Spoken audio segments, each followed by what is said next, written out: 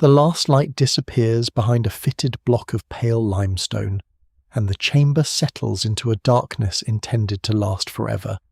Outside, on the Giza Plateau, priests complete rites whose precise words have not survived. Workers withdraw from passages built for only one final journey. Somewhere within the immense masonry, granite barriers stand between the dead king and the living world. The pyramid is not yet the hollow monument known to later explorers. Its surfaces are fresh, its casing stones still form a bright geometric skin, and its internal spaces belong to a royal burial system that has only just begun its work. Nothing here is waiting to be discovered. Everything has been deliberately placed beyond ordinary reach, for a brief moment, before intrusion, decay, reuse, and robbery alter the evidence. The pyramid is complete in the way its makers intended, sealed, silent, and occupied by the presence of a king who is no longer expected to live as other humans do. That moment is almost impossible to recover. No intact inventory survives for the original contents of the pyramids of Khufu, Khafra, or Menkaure. No eyewitness left a complete account of the burial, and no modern excavation has opened an untouched chamber inside one of the three great pyramids to reveal precisely what had been deposited there. What follows must therefore begin with restraint. This is not the story of a newly discovered treasury, nor an attempt to fill every empty room with gold. It is a reconstruction assembled from architecture, surviving fragments, contemporary elite tombs, later pyramids, ritual traditions, and the stubborn objects that ancient robbers either overlooked or could not remove. Before we go deeper, take a moment to like the video and subscribe. If this is the kind of history and mystery you enjoy, then leave the sunlight behind, because the most revealing fact about the pyramid's original interior is not how much treasure it may have contained, but how completely it was designed to separate the king from the world that built it. From a distance, the pyramid appears simple, almost severe, four slopes rising toward a single point. Up close, it belongs to a much larger landscape of death and renewal. The royal monument stands within an organized complex of temples, courtyards, causeways, subsidiary burials, boat pits, storage areas, and spaces where offerings can continue long after the funeral. The burial chamber is hidden at the center of this system, but it is not the whole system. The king's survival depends upon architecture above ground as well as below it.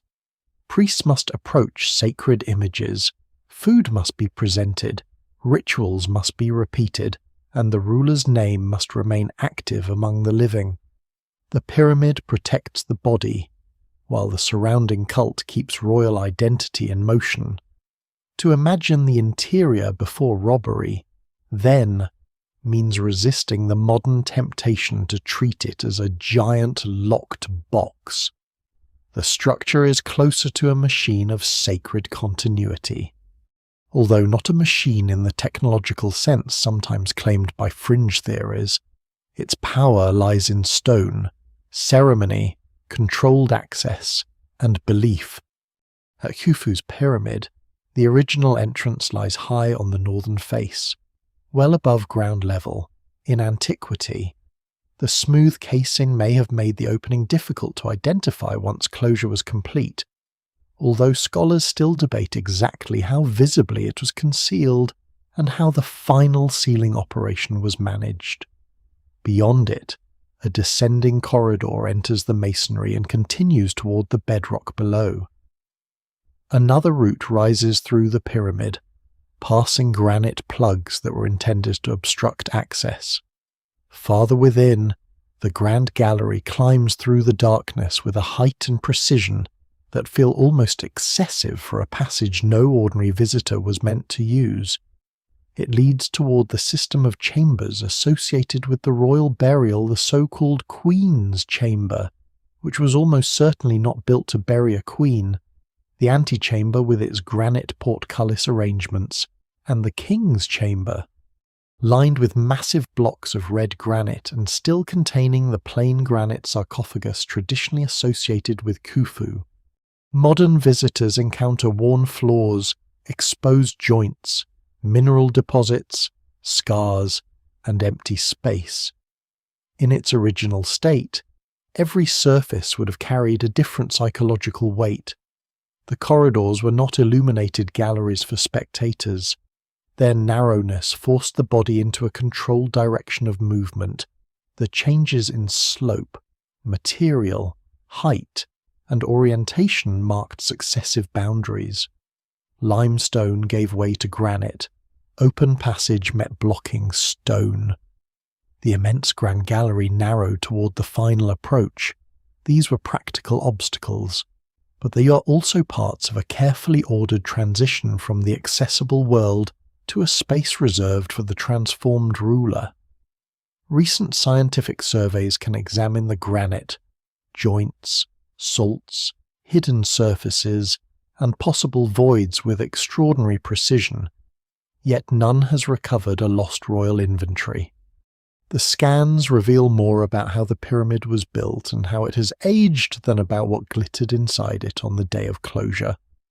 The most secure object in this reconstruction is also one of the least spectacular, the stone sarcophagus. It remains in the king's chamber because its dimensions made removal through the finished passages extraordinarily difficult, suggesting it was probably placed there while construction was still underway.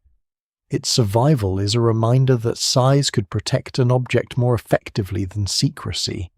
Within or around it, the king's prepared body would have formed the ritual center of the burial, but Khufu's remains are gone.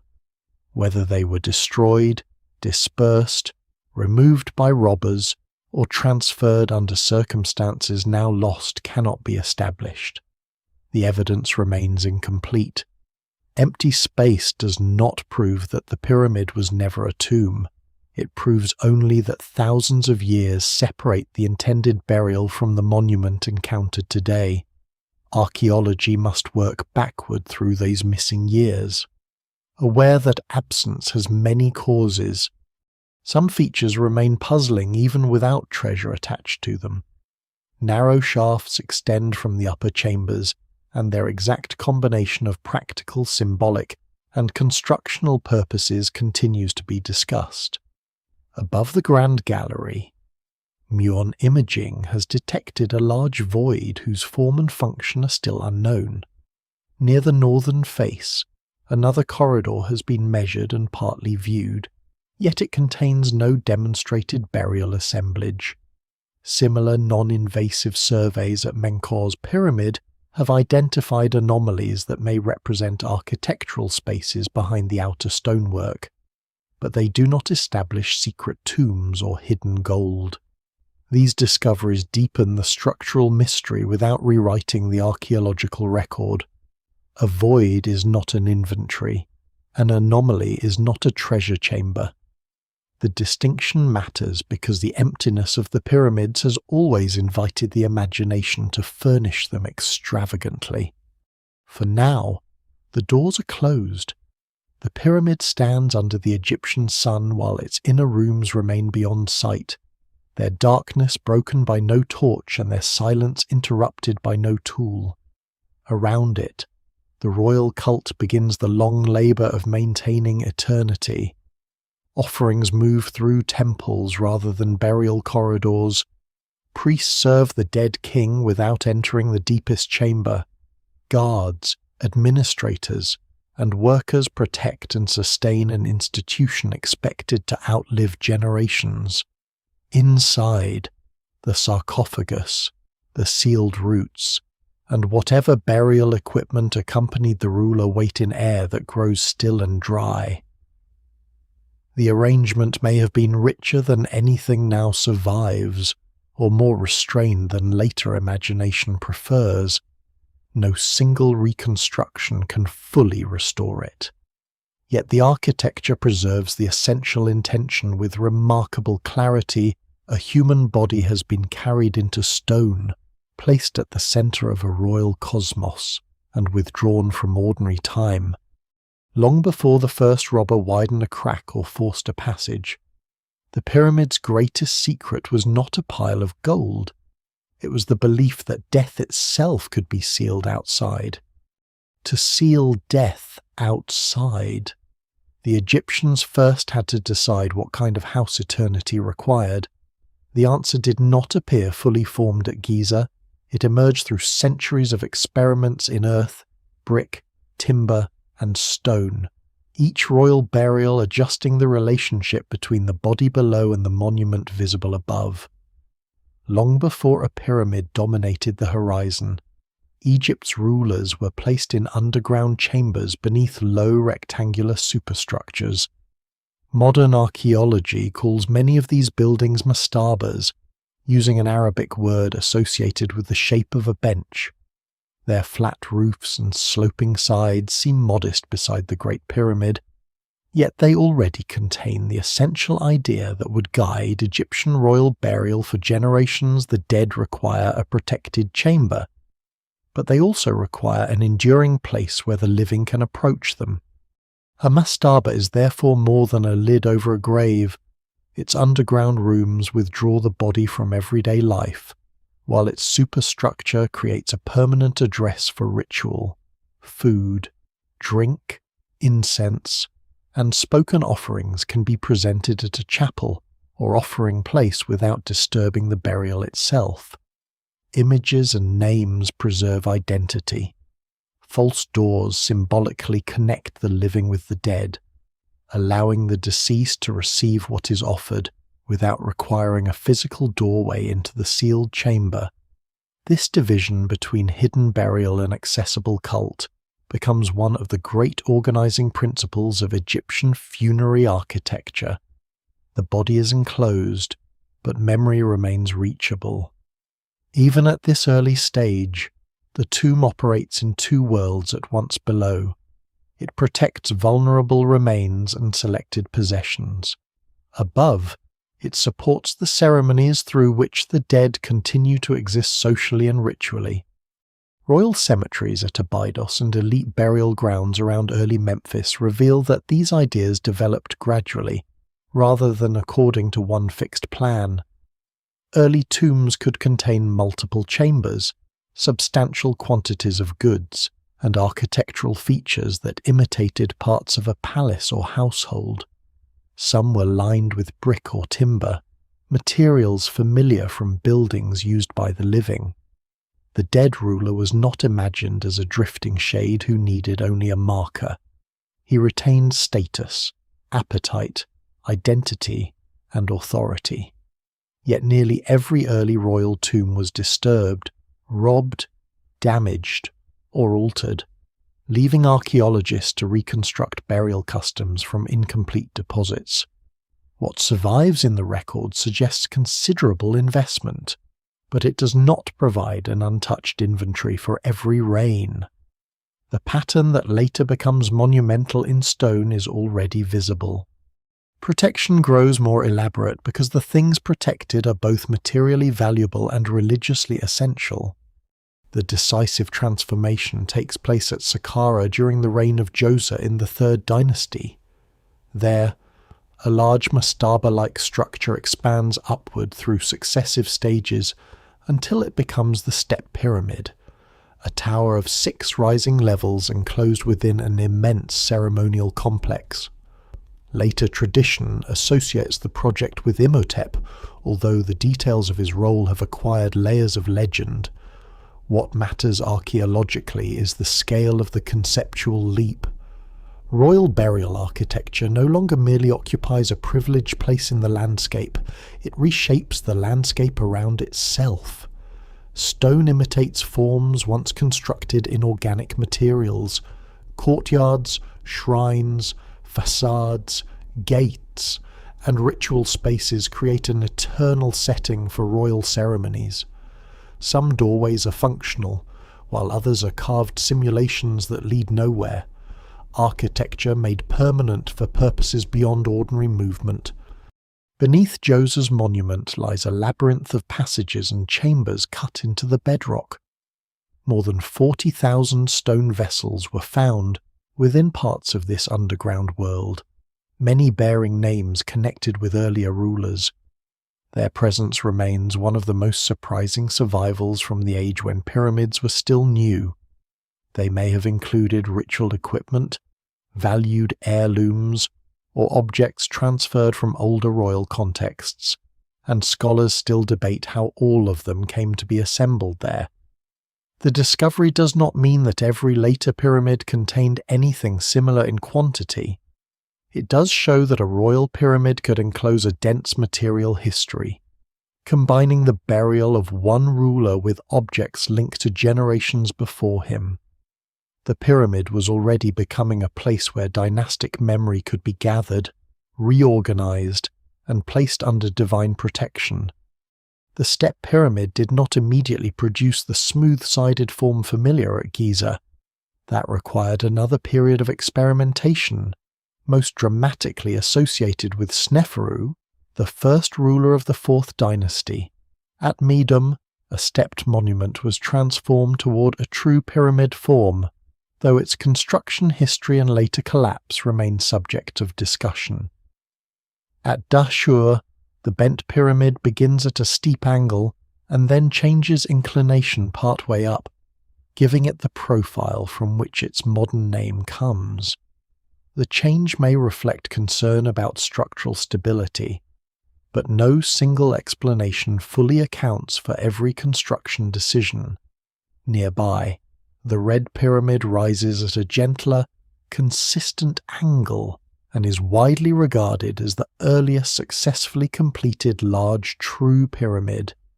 Seen together, these monuments preserve trial, correction, and accumulated knowledge in stone. The classic pyramid was not the result of a forgotten technology appearing overnight. It was achieved through expensive experience. With Khufu, that experience reaches an extraordinary scale. The Great Pyramid combines enormous mass with an unusual arrangement of internal passages and chambers, including spaces built within the masonry rather than entirely below ground. Its orientation, carefully prepared base, quarried core blocks, fine casing, granite elements, and immense relieving system above the king's chamber reveal planning across different materials and phases of work. Yet the builders were not simply trying to produce the largest possible tomb. Size made a theological statement. The pyramid formed a powerful horizon, linked the king with the ordered cosmos, and projected royal authority across the landscape near Memphis. Its exact symbolism remains debated. Solar associations are persuasive, especially as royal religion increasingly emphasized the sun god. But the pyramid's form may have carried several meanings at once: a primeval mound, a celestial stairway, a ray of sunlight, and a monumental declaration that the king's transformation concerned all Egypt. Khafra and Menkaure continued the pyramid tradition at Giza without merely copying Khufu. Khafra's pyramid occupies higher ground and retains casing near its summit, while its surrounding temples preserve massive stonework and a strongly integrated ceremonial plan. Menkaure's monument is smaller, but parts of its lower exterior were faced in granite, and its internal architecture underwent changes during construction. Scale alone did not determine ritual effectiveness. Each king created a complete funerary domain with a pyramid, temples, processional connections, subsidiary structures, and places for royal images and offerings. The burial chamber remained hidden, yet the king's presence extended outward through statues, ceremonies, estates, personnel, and the repeated use of his name. At the center of all this effort lies a fragile human body. Old Kingdom methods of preservation were developing and varied, and they should not be imagined as identical to the highly elaborate mummification practices of much later periods. Even so, bodily integrity mattered because royal survival required recognizable continuity between remains, name, image, and spiritual existence. Egyptian ideas about the person included several interrelated aspects, often described by terms such as ka, ba, and ak, but these cannot be reduced neatly to modern ideas of body, soul, and ghost. The tomb supplied a stable setting in which these aspects could be sustained and transformed. Food supported the ka, images offered alternative forms of presence, and ritual enabled the deceased to become an effective being among the gods. This is why the pyramid grows from a grave into something much larger than a grave. It is a protected burial, a royal residence for eternity, a cosmic landmark, and the center of an institution maintained by living people. Its architecture attempts to solve two opposing problems. The king must be inaccessible enough to remain secure, yet accessible enough to receive perpetual service. The solution is not one sealed chamber, but a carefully divided complex, with public and restricted zones, visible monuments and hidden passages, places of approach and points of absolute closure. By the time the pyramids rise at Giza, generations of builders have learned how to make a dead ruler present everywhere around his tomb while keeping his body almost impossibly far away. That separation is the foundation of the mystery, and it begins at the threshold where the final human procession must stop. The final procession reaches a boundary that almost no one is permitted to cross. Behind it stands the world of temples, attendants, sunlight, incense, and spoken ritual. Ahead lies a route built for the dead king and for the small group entrusted with carrying out the last acts of burial. No account describes this passage through Khufu's pyramid as it happened, and the surviving architecture has been altered by ancient intrusion. Any journey inward must therefore remain an informed reconstruction rather than an eyewitness scene. Even so, the design allows the sequence to be followed. It narrows movement, changes elevation, introduces harder stone, and places one barrier after another between the plateau and the royal chamber. Each stage makes return more difficult. The pyramid does not simply contain a destination. It turns the approach itself into a controlled descent from the living world, followed by a steep ascent toward a place from which the king is never meant to emerge in bodily form. The original entrance opens high on the northern face, roughly 17 meters above the base. Reaching it requires a temporary means of access that would be removed or concealed after closure. The polished outer casing once surrounded this area, and the final appearance may have made the entrance difficult to distinguish, although precisely how it was masked remains uncertain. This elevated opening already separates the royal route from normal ground-level movement. It does not resemble the grand door of a palace or temple. It is small relative to the monument, almost an omission in the surface, and beyond it the passage contracts immediately. Anyone entering must stoop. The vast exterior gives way to a corridor in which the masonry is close enough to touch on both sides. Immensity has been converted into pressure. The descending passage slopes downward through the core and then into the bedrock. Its alignment is strikingly straight, leading toward a subterranean chamber cut beneath the pyramid.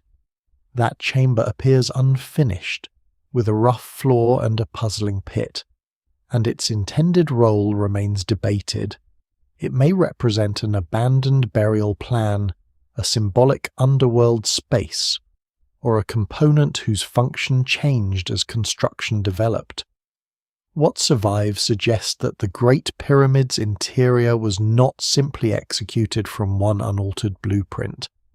Decisions may have evolved while the monument rose, yet the descending route retained importance, perhaps because it connected the architecture with the realm below the earth, even after the principal burial chamber was established higher in the masonry. Before reaching the bedrock chamber, the inward route divides. An ascending passage climbs away from the downward corridor, reversing the movement and carrying the traveller into the body of the pyramid. Today, 3 large granite plug blocks remain wedged near its lower end. They are not traps waiting to crush an intruder. They are passive barriers intended to deny passage once sealing was complete. Their deployment has inspired several reconstructions. They may have been held farther up the corridor and released after the burial, sliding down the incline into their final position, though the exact procedure and timing are still discussed. Whatever the method, granite was chosen where ordinary limestone might be cut more easily. The builders understood that closure had to resist knowledge as well as force. A robber who knew where the ascending passage began would still face a mass of stone deliberately placed in the narrowest possible space.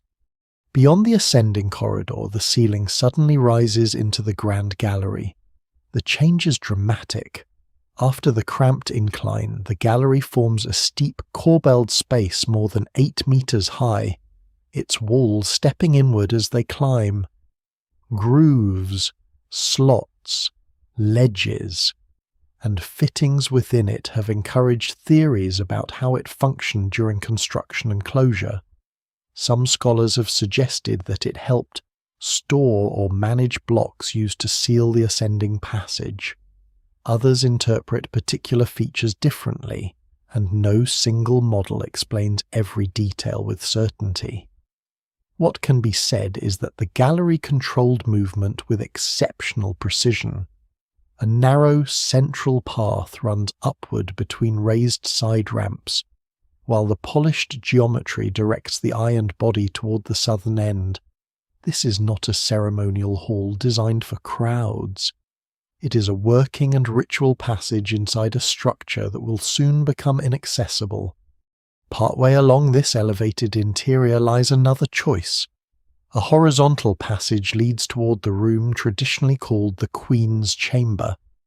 Although there is no convincing reason to believe a queen was intended to be buried there, its gabled roof and position along the pyramid's central axis have produced competing interpretations.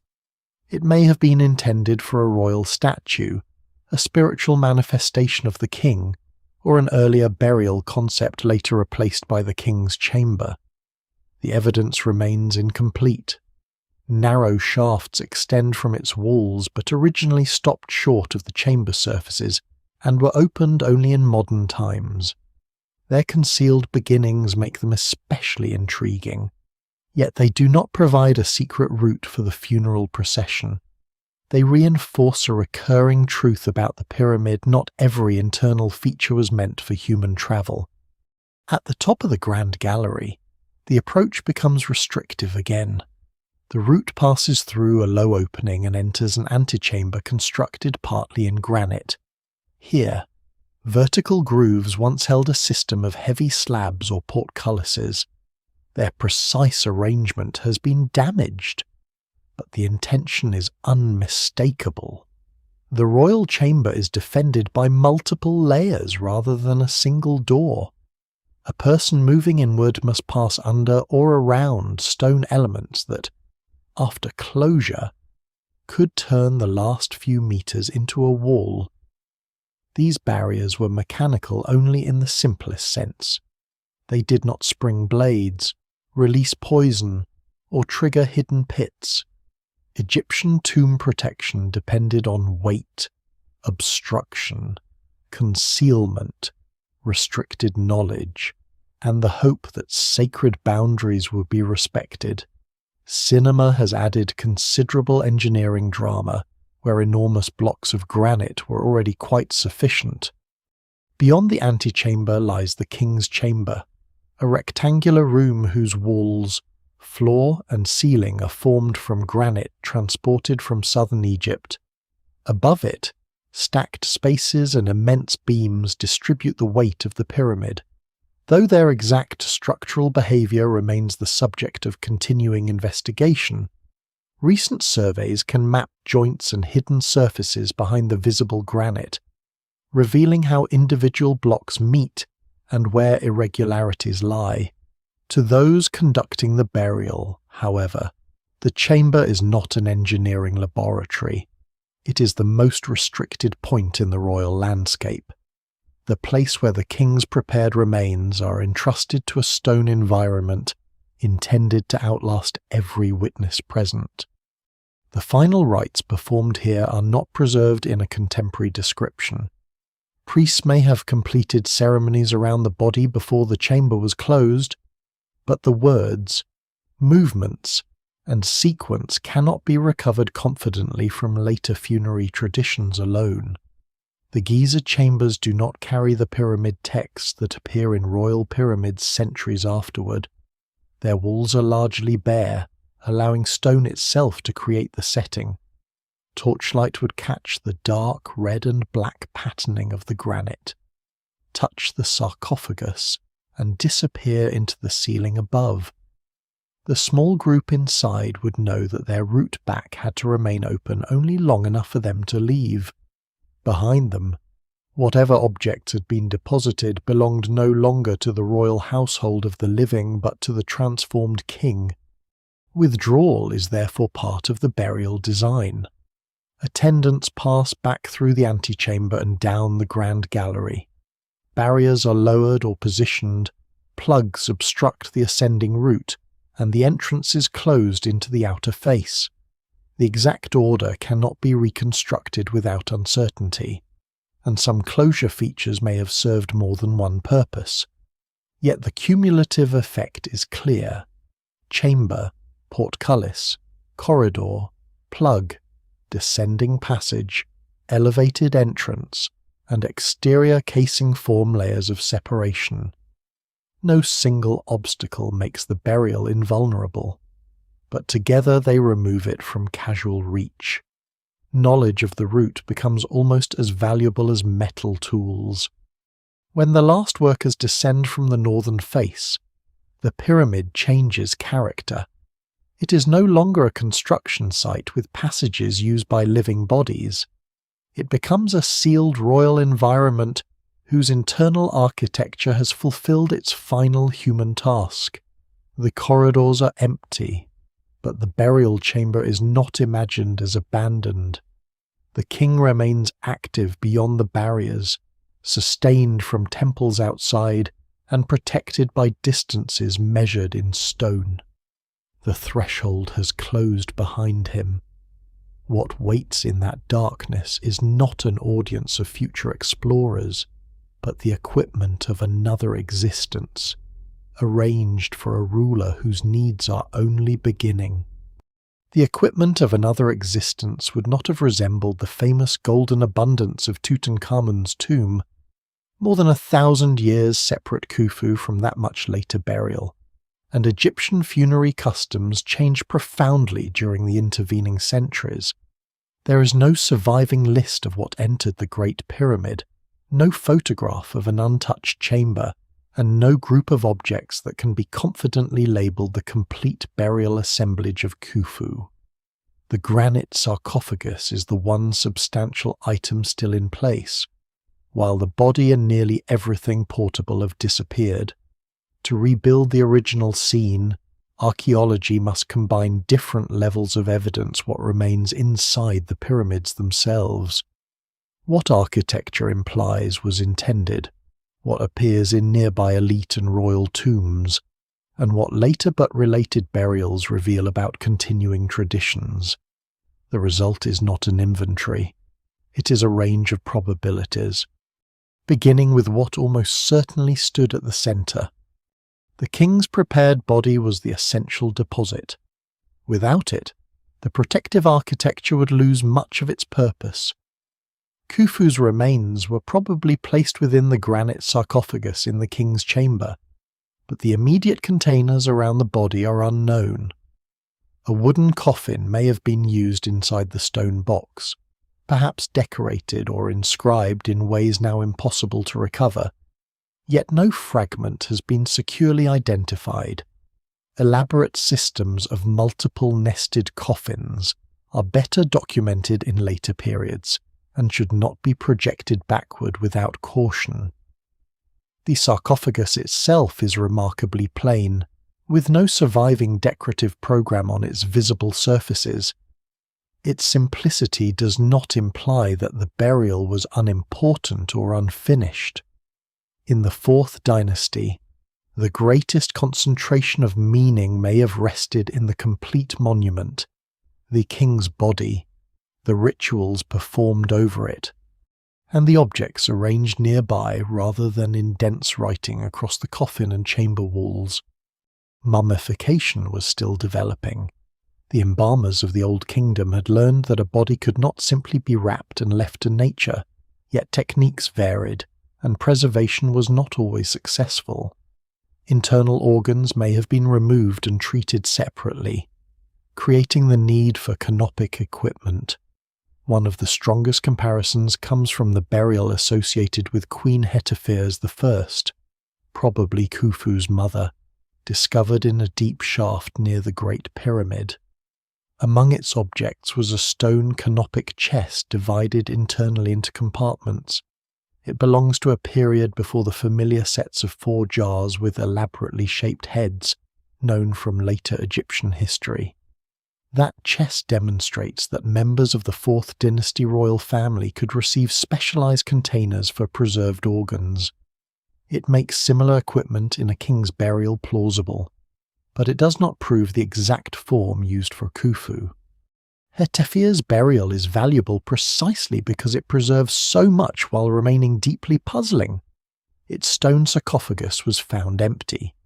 The arrangement may represent a reburial, a concealed cache, or an emergency transfer after disturbance elsewhere, and scholars continue to debate the sequence of events.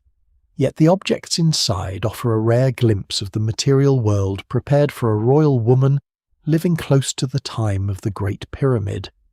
There was a gilded bed, chairs, a carrying chair, boxes, a canopy-like structure, bracelets, vessels, and other pieces reconstructed from fragile remains. Much of the wood had decayed, leaving gold sheathing, fittings, impressions, and scattered fragments from which the original forms had to be painstakingly recovered. Some objects survived not as intact furniture, but as collapsed skins of decoration around vanished cores. Their reconstruction is an archaeological achievement, but also a warning. Organic wealth can disappear so thoroughly that an emptied stone room may conceal how richly it was once furnished. Furniture brought the recognizable order of palace life into the tomb. A bed offered a place of rest and rebirth. Chairs and stools expressed rank and provided eternal comfort. A carrying chair preserved the king's ability to move ceremonially, even when no living bearers entered the sealed chamber again. Boxes could contain clothing, jewelry, linens, cosmetics, or ritual equipment. Canopies and curtains created protected spaces within rooms, reproducing some of the privacy and dignity of the royal household. It cannot be assumed that every item found with Hetepheres also accompanied Khufu, nor that a king's chamber contained an entire palace set. The comparison shows what was possible and culturally meaningful. It gives form to categories of goods that bare corridors alone cannot reveal.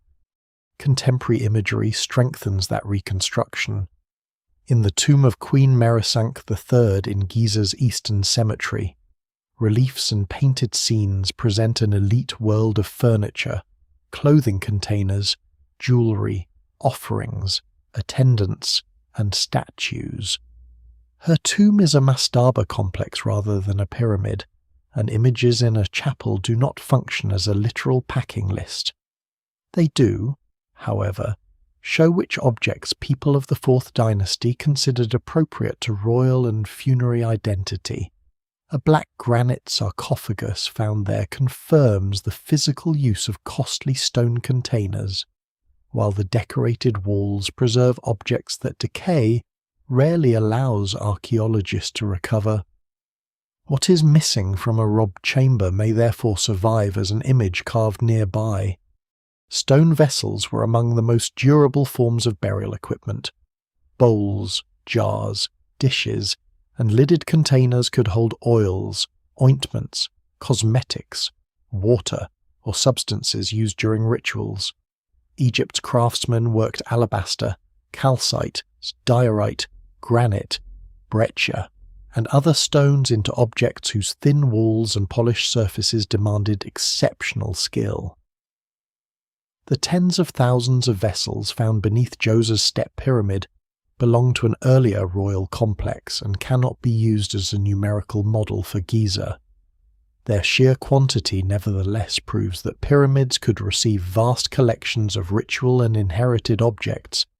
In a 4th dynasty burial, even a smaller group of stone vessels would have represented both practical provision and concentrated royal craftsmanship. Because such pieces could be carried away and reused, robbers had reasons to take them even when they contained no precious metal. Textiles would have occupied more space than their archaeological visibility suggests. Fine linen wrapped the body, covered or enclosed objects, formed clothing, and may have been folded into boxes for future use. Additional cloth could serve ritual purification or furnish the burial environment. Linen is vulnerable to moisture, insects, handling, and fire, and only fragments or impressions may survive after a tomb has been repeatedly entered. Wood, leather, basketry, plant fibre, resins, and food deteriorate in similarly uneven ways. Gold attracts attention because it endures, but a living royal household depended on many materials that disappear. An untouched pyramid chamber might therefore have seemed softer, more layered, and more domestic than its present granite emptiness suggests. There may also have been tools and specialized ritual equipment, libation vessels, incense burners, cosmetic implements, headrests, staffs, containers for oils, and objects connected with purification and royal ceremony. Models or substitute objects could perform functions without requiring full-sized equipment. Although their use varied across periods, statues of the king were more likely to occupy temples, chapels, or designated spaces within the larger complex than to stand in the deepest burial chamber, and the exact distribution of objects remains uncertain.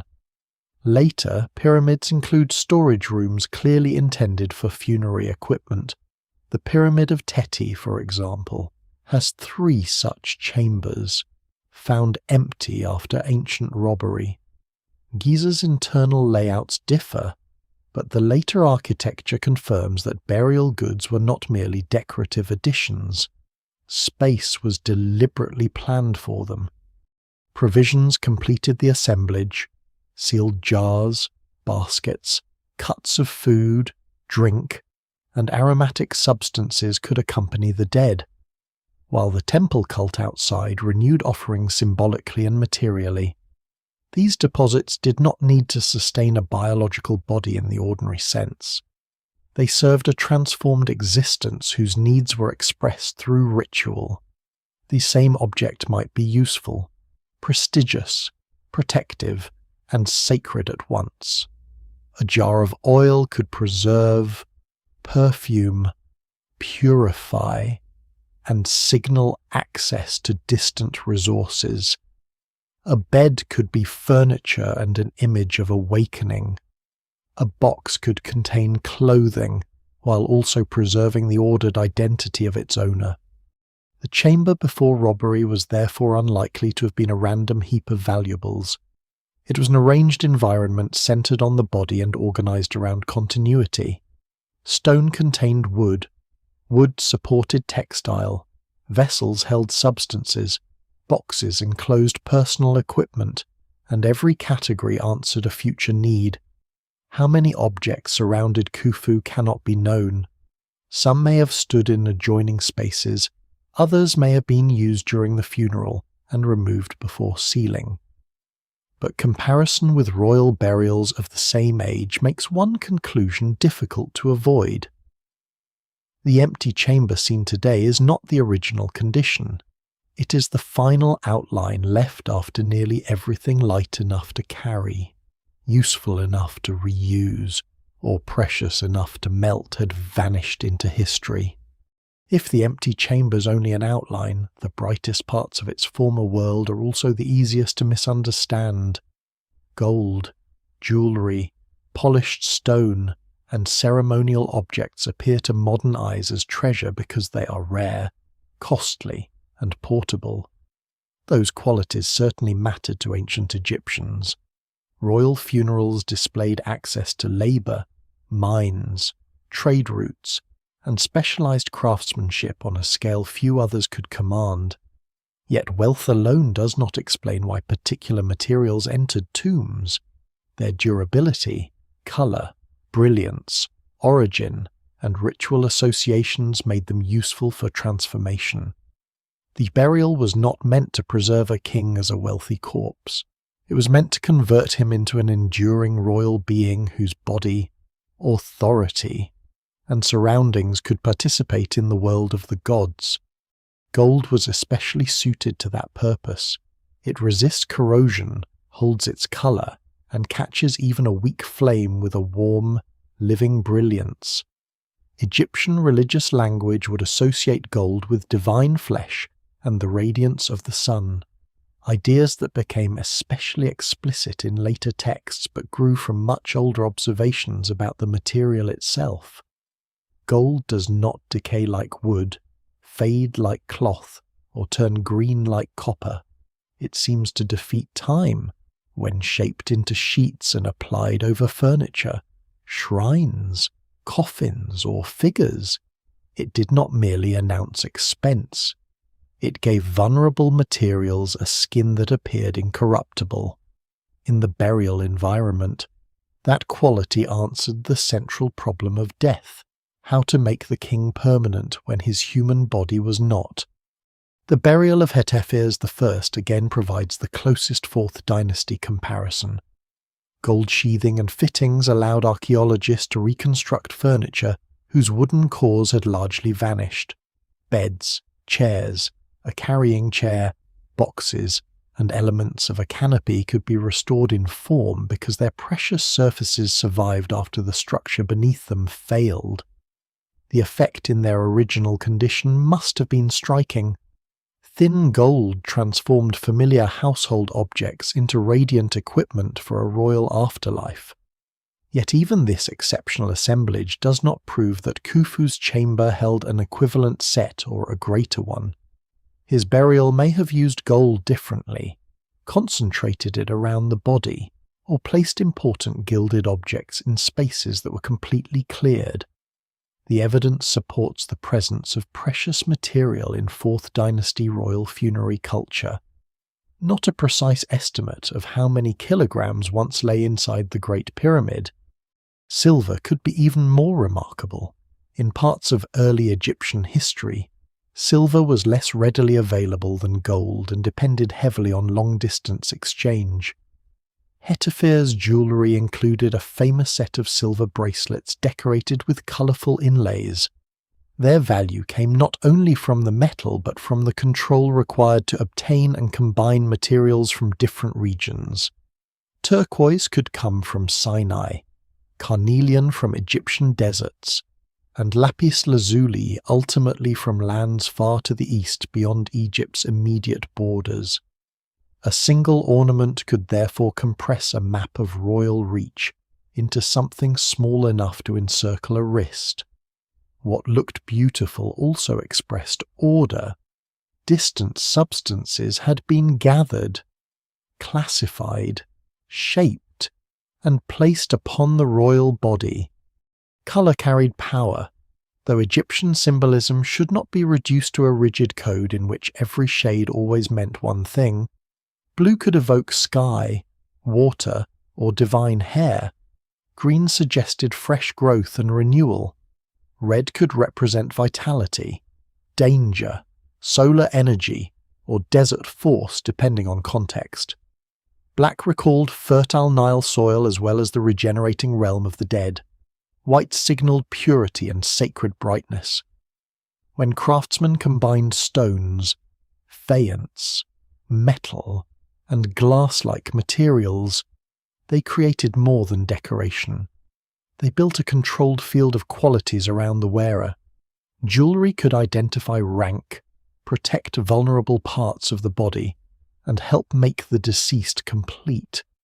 Some forms of amuletic equipment became far more elaborate in later periods, so the rich magical assemblages known from New Kingdom burials cannot simply be copied into Khufu's tomb. Still, personal ornaments and protective objects belong securely within the wider world of Old Kingdom elite burial. Stone vessels performed a similar transformation through different properties. Their contents might be consumed or evaporate, but the container remained. Translucent calcite softened light. Dark diorite and granite conveyed density and endurance. Patterned stones turned geological variation into deliberate beauty. Some vessels required labour far beyond their practical capacity as containers. Their value rested in the difficulty of quarrying, transporting, drilling, hollowing, polishing, and finishing hard material with remarkable control.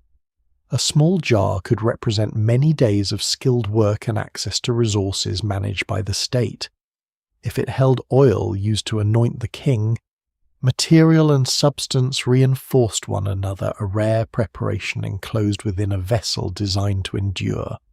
Ceremonial regalia brought royal office into the tomb. Crowns, staffs, sceptres, sandals, collars, belts, and other insignia could preserve distinctions that death threatened to erase. Whether every physical emblem used in life was placed with each king is uncertain. Some may have been represented in statues or reliefs rather than deposited as originals. Others may have remained in temples as institutional property passed to a successor. The dead ruler still required royal identity, but Egypt also required a living ruler to inherit the office. Funerary equipment had to negotiate that separation. It allowed the deceased king to remain sovereign in eternity, while the objects and authority of earthly government continued under someone new. Statues solved another problem. A sculpted image could provide an alternative focus for presence if the body was damaged or inaccessible. In elite tombs, statues were often placed in concealed chambers, commonly called serdabs, linked to offering areas by narrow openings. Within pyramid complexes, royal statues populated temples and ceremonial spaces rather than necessarily crowding the deepest chamber. Their stone bodies received attention, offerings, and ritual animation. They showed the king seated, standing, striding, or united with gods, not as a dead man but as a ruler in ideal form. Khafra's surviving statues, carved in exceptionally hard stone, communicate an almost immovable calm. The famous figure protected by the Horus Falcon expresses kingship as a permanent relationship between human ruler and divine power. Such images were not portraits in the modern sense alone. They were places where identity could endure and ritual could act. This helps explain why robbing a pyramid was more than theft from a wealthy household. Removing jewellery from the body disrupted protection and rank. Stripping gold from furniture destroyed the radiant surface meant to resist decay. Smashing vessels severed the connection between sacred substances and the materials chosen to contain them. Damaging statues attacked a substitute form of the king. Ancient robbers may not always have shared or feared these meanings, but those who knew tombs understood what the objects were. Some probably handled sacred equipment with complete practicality, cutting metal into transportable pieces and leaving stone fragments where they fell. Economic value and religious value occupied the same object, even when the robber cared only for one. Later royal burials confirm that precious materials genuinely entered pyramid complexes, while also exposing the danger of blending centuries together. Jewellery belonging to Middle Kingdom princesses has been recovered from concealed spaces near royal pyramids, including elaborate gold and stone ornaments from the complex of Senwosret II, and rich burials associated with Senwosret III at Dashur. These discoveries demonstrate that royal necropolises could contain exactly the kind of wealth popular imagination expects, but they date many centuries after Giza and reflect different burial customs, technologies, and political conditions. They cannot serve as a shopping list for Khufu. What can be restored is the logic behind the missing objects. The most valuable materials were chosen because they crossed boundaries: metal that resisted age, stone that outlasted flesh, colour that carried divine associations, images that could stand in for a body, and regalia that preserved office beyond death. Their brilliance was purposeful. They did not fill the chamber merely to reward the king for having been powerful. They helped power continue when the man himself could no longer act. In the sealed dark, no living eye was expected to admire them. Their final audience was eternity, and eternity required more than beauty. It required every substance to perform. Not every substance was expected to endure. Bread hardened, beer soured or evaporated, meat dried, fruit shrank, and oils thickened in their jars. Yet food entered the royal funerary system because eternity, as Egyptians imagined it, was not an existence without appetite. The transformed king still required nourishment, refreshment, fragrance, clothing, and the ordered service appropriate to his rank. A limited supply could be placed near the burial, but no chamber could hold enough provisions for endless time. The solution was to connect the sealed pyramid to an open economic and ritual network outside it. What lay inside answered the first moment of eternity. What happened in the temples was meant to answer every day that followed. The pyramid complex was therefore organized around a separation between the inaccessible body and the renewable offering cult. At Giza, the royal monument was linked with a mortuary temple on its eastern side, a causeway descending toward a valley temple or lower reception area, and additional spaces for purification, storage, preparation, and ceremony. The preservation of each complex differs. Khufu's temples are badly damaged, leaving foundations, pavements, fragments, and difficult architectural questions, while substantial parts of Khafra's valley and mortuary temple survive more clearly. Menkar's complex reveals alterations and unfinished elements completed in less permanent materials after the king's death. These differences warn against imagining one identical system operating around every pyramid. The underlying principle, however, remains consistent. The burial chamber was closed, but the cult had to stay alive. At the center of temple service stood the offering place, often associated with a false door, royal image, offering table, or sacred focus through which the dead could receive what the living presented. The king did not need to consume food through a physical mouth in the ordinary way. Ritual transferred its essential qualities: spoken formulas, gestures, incense, libations, and the formal presentation of provisions made nourishment available to the royal car. This explains why an image or written list could eventually substitute for an object. A carved loaf did not decay. A painted cut of meat could not be stolen from a tray. A recited offering formula renewed abundance whenever it was spoken. Egyptian funerary practice repeatedly answered material failure by creating multiple channels through which the same need could be met. A daily sequence may have included opening sacred spaces, purifying the area, burning incense, pouring water, dressing or anointing a cult image, and arranging food and drink. The exact rites at Khufu's complex are incompletely preserved, and later temple procedures cannot be transferred backward word for word. What survives in the record suggests a disciplined repetition rather than occasional commemoration. Bread and beer formed staples, cattle, birds, fish, vegetables, fruit, grain products, wine, milk, oils, and cakes could appear in offering lists and scenes, although actual supply varied with wealth, season, and institution. The ideal table was abundant because royal nourishment represented more than private appetite. A well-fed dead king signalled a well-ordered Egypt, with fields producing, herds multiplying, workshops functioning, and divine relationships intact. The food presented at an altar did not necessarily vanish from human use. After its ritual role had been fulfilled, offerings could revert to temple personnel and circulate through a hierarchy of recipients.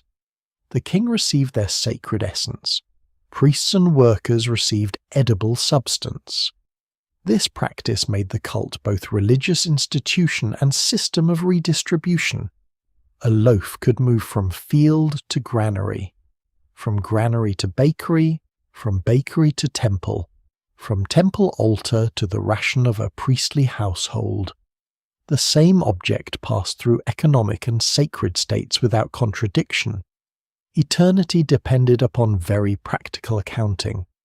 To sustain that movement, royal funerary foundations possessed or received income from agricultural estates, land, herds, labour, workshops, and rights to produce could be assigned to the cult of a dead king. Tomb scenes sometimes represent these domains as processions of offering bearers, turning sources of revenue into figures that approach the deceased carrying goods. Their names could preserve connections to royal identity and geography. A funerary estate was not necessarily one compact farm surrounding the pyramid. Resources might arrive from multiple locations connected through administrators, transport crews, and storehouses. Grain had to be measured, animals counted, vessels sealed, linen delivered, and personnel compensated. The pyramid's continued operation rested on paperwork as surely as on prayer. This is one of the quieter surprises of the monument. Its visible stone appears timeless, but its intended function required an active bureaucracy. Fields flooded or failed, herds needed pasture, boats transported goods along canals and branches of the Nile. Scribes recorded receipts, bakers ground grain and tended ovens, brewers managed fermentation, butchers prepared animals under ritual rules, potters supplied containers, and textile workers produced linen. Only the final presentation occurred before the royal image. Behind that moment stretched a chain of ordinary labour extending into villages and cultivated land. The dead king's eternity was supported by the living economy of Egypt. Deposits placed inside the burial offered a more immediate form of provision. Archaeologists find pottery jars, animal remains, plant material, bread, fruit, residues, and containers in Egyptian tombs of many periods, though preservation and disturbance make interpretation difficult. Some provisions may have been consumed symbolically during funerary rites, others were sealed for the deceased. Oils and resins could serve the body, perfume the chamber, purify equipment, or provide future use. The boundary between food, medicine, cosmetic, and sacred substance was not always sharp. A jar was meaningful through its contents, material, label, position, and the action that placed it there. Once robbed or displaced, much of that context disappears. Images and models expanded the supply beyond what could physically be stored. Tomb walls could show agricultural work, livestock, fishing, baking, brewing, food preparation, and bearers approaching with loaded trays. These scenes were not merely nostalgic pictures of estate life. They helped ensure that productive processes continued for the dead. Three-dimensional models became especially extensive in some later periods, when miniature granaries, bakeries, boats, and workshops recreated entire systems of provision. Old Kingdom practice relied heavily on relief, statue, offering list, and actual cult service. So later model assemblages should not be inserted wholesale into the Giza pyramids. The principle of substitution was already powerful. Representation could make a process perpetually available. Even boats could belong to this wider logic of eternal movement. Large dismantled wooden vessels were buried in pits beside Khufu's pyramid, including the celebrated ship reconstructed from hundreds of timbers. Scholars still debate the precise roles of these boats. They may have been involved in the funeral, connected with the king's solar journey, intended for divine travel, or carried several meanings at once. They were not food offerings, but they demonstrate that the royal afterlife extended far beyond a chamber. The king required movement through a cosmic landscape as well as nourishment within it. A full pyramid complex supplied both. The distinction between deposit and cult also explains why robbery could never remove everything in a single act. A thief entering the chamber might take jewelry, vessels, and stored goods, but the temple outside could continue presenting offerings if its staff and income remained intact. Conversely, a sealed chamber might remain physically secure while the cult weakened through lost estates or neglected ritual. Eternal life had 2 points of vulnerability: the hidden material body and the visible institution that served it. Stone protected the first. Royal endowment protected the second. Though neither defense was perfect, for a time, the system worked. Smoke rose from incense, water crossed offering tables. Bread arrived fresh from ovens rather than remaining forever as a dry loaf in the dark. The king's name was spoken by people who'd never seen him alive. Every presentation renewed a relationship between palace, temple, land, and tomb. The pyramid was fed not because its stone required anything, but because the person held within it was believed to remain capable of receiving. Long after the burial entrance vanished into the casing, an invisible route stayed open from the cultivated valley to the royal afterlife. Along it moved grain, cattle, linen, fragrance, labour, and words, the daily provisions of immortality. Words were another form of provision, but unlike bread, linen, or gold, they could be built into the tomb itself. The pyramids at Giza do not contain long funerary inscriptions on their chamber walls. Khufu's granite room is largely bare. Khafra's burial spaces are undecorated in this sense, and Menkar's internal chambers likewise do not carry the great columns of spells that many visitors now associate with Egyptian royal burial. Their silence is historically important. It belongs to an earlier phase, when ritual knowledge was performed around the king, embodied in architecture, preserved through temple service, and perhaps recorded on materials that have not survived. The absence of wall text does not mean the funeral lacked sacred speech. It means those words were not yet being made permanent inside royal pyramids in the form that appears later.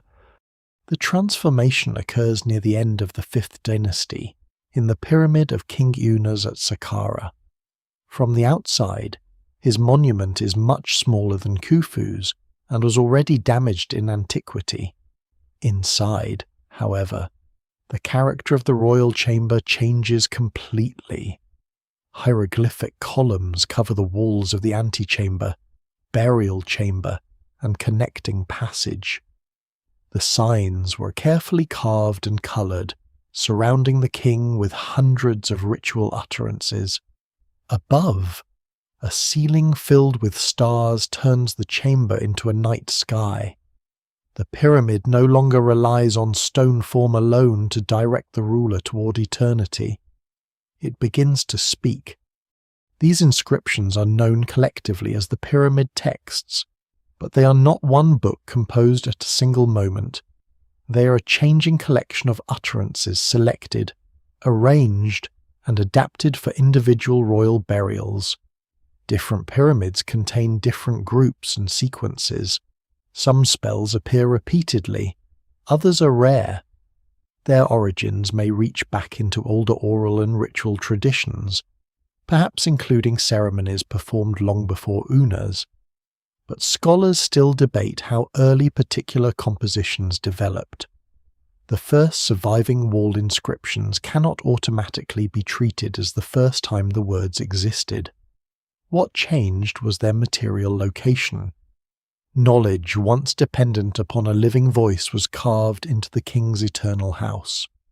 The texts address the dead ruler directly, speak on his behalf, or describe actions performed for him. They call him to rise, awaken, stand, eat, receive his limbs, and reclaim his royal powers.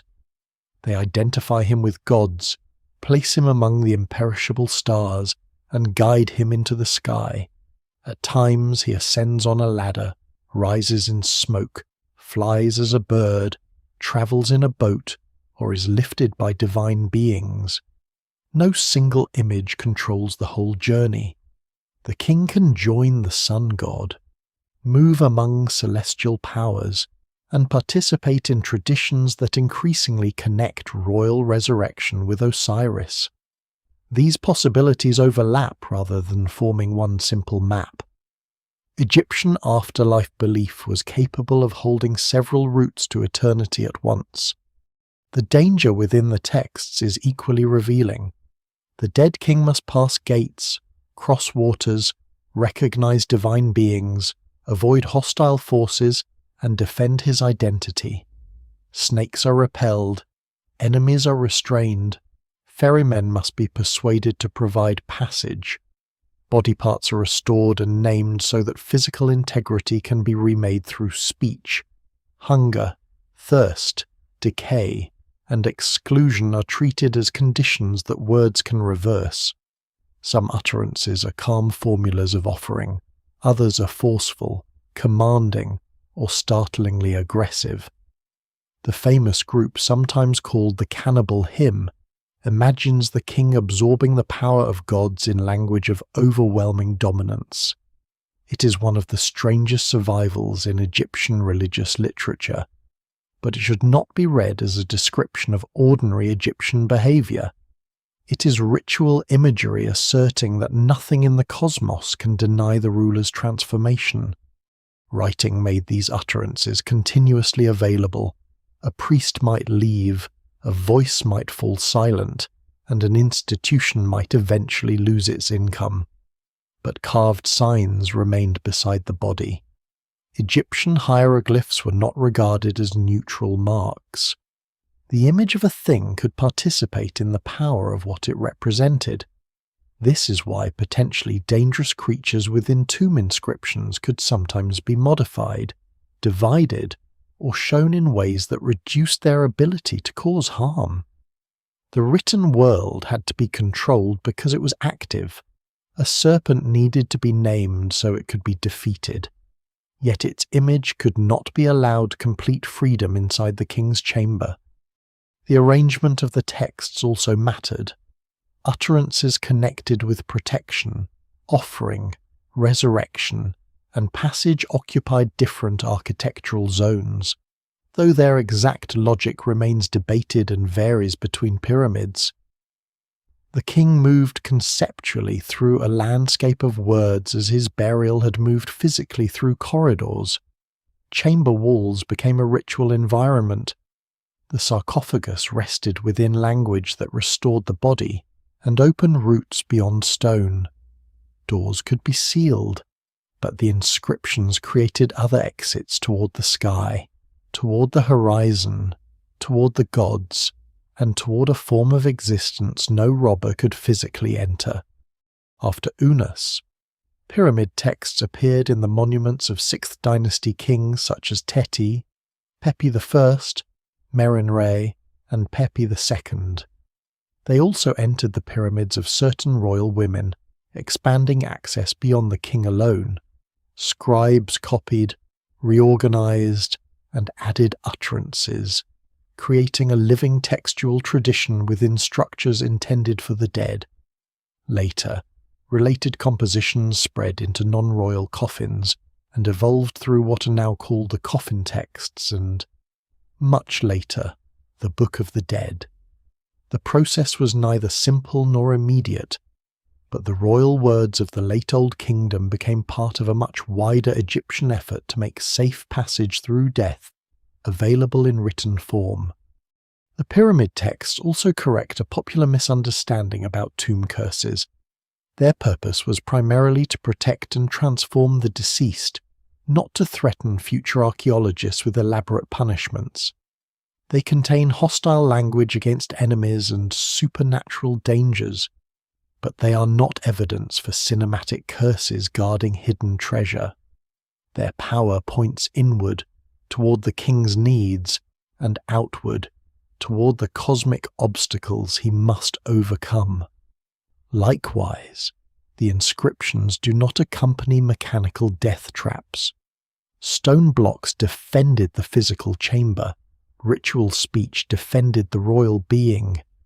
Robbers could strip gold from wood, empty jars, tear linen, break coffins, and carry away statues.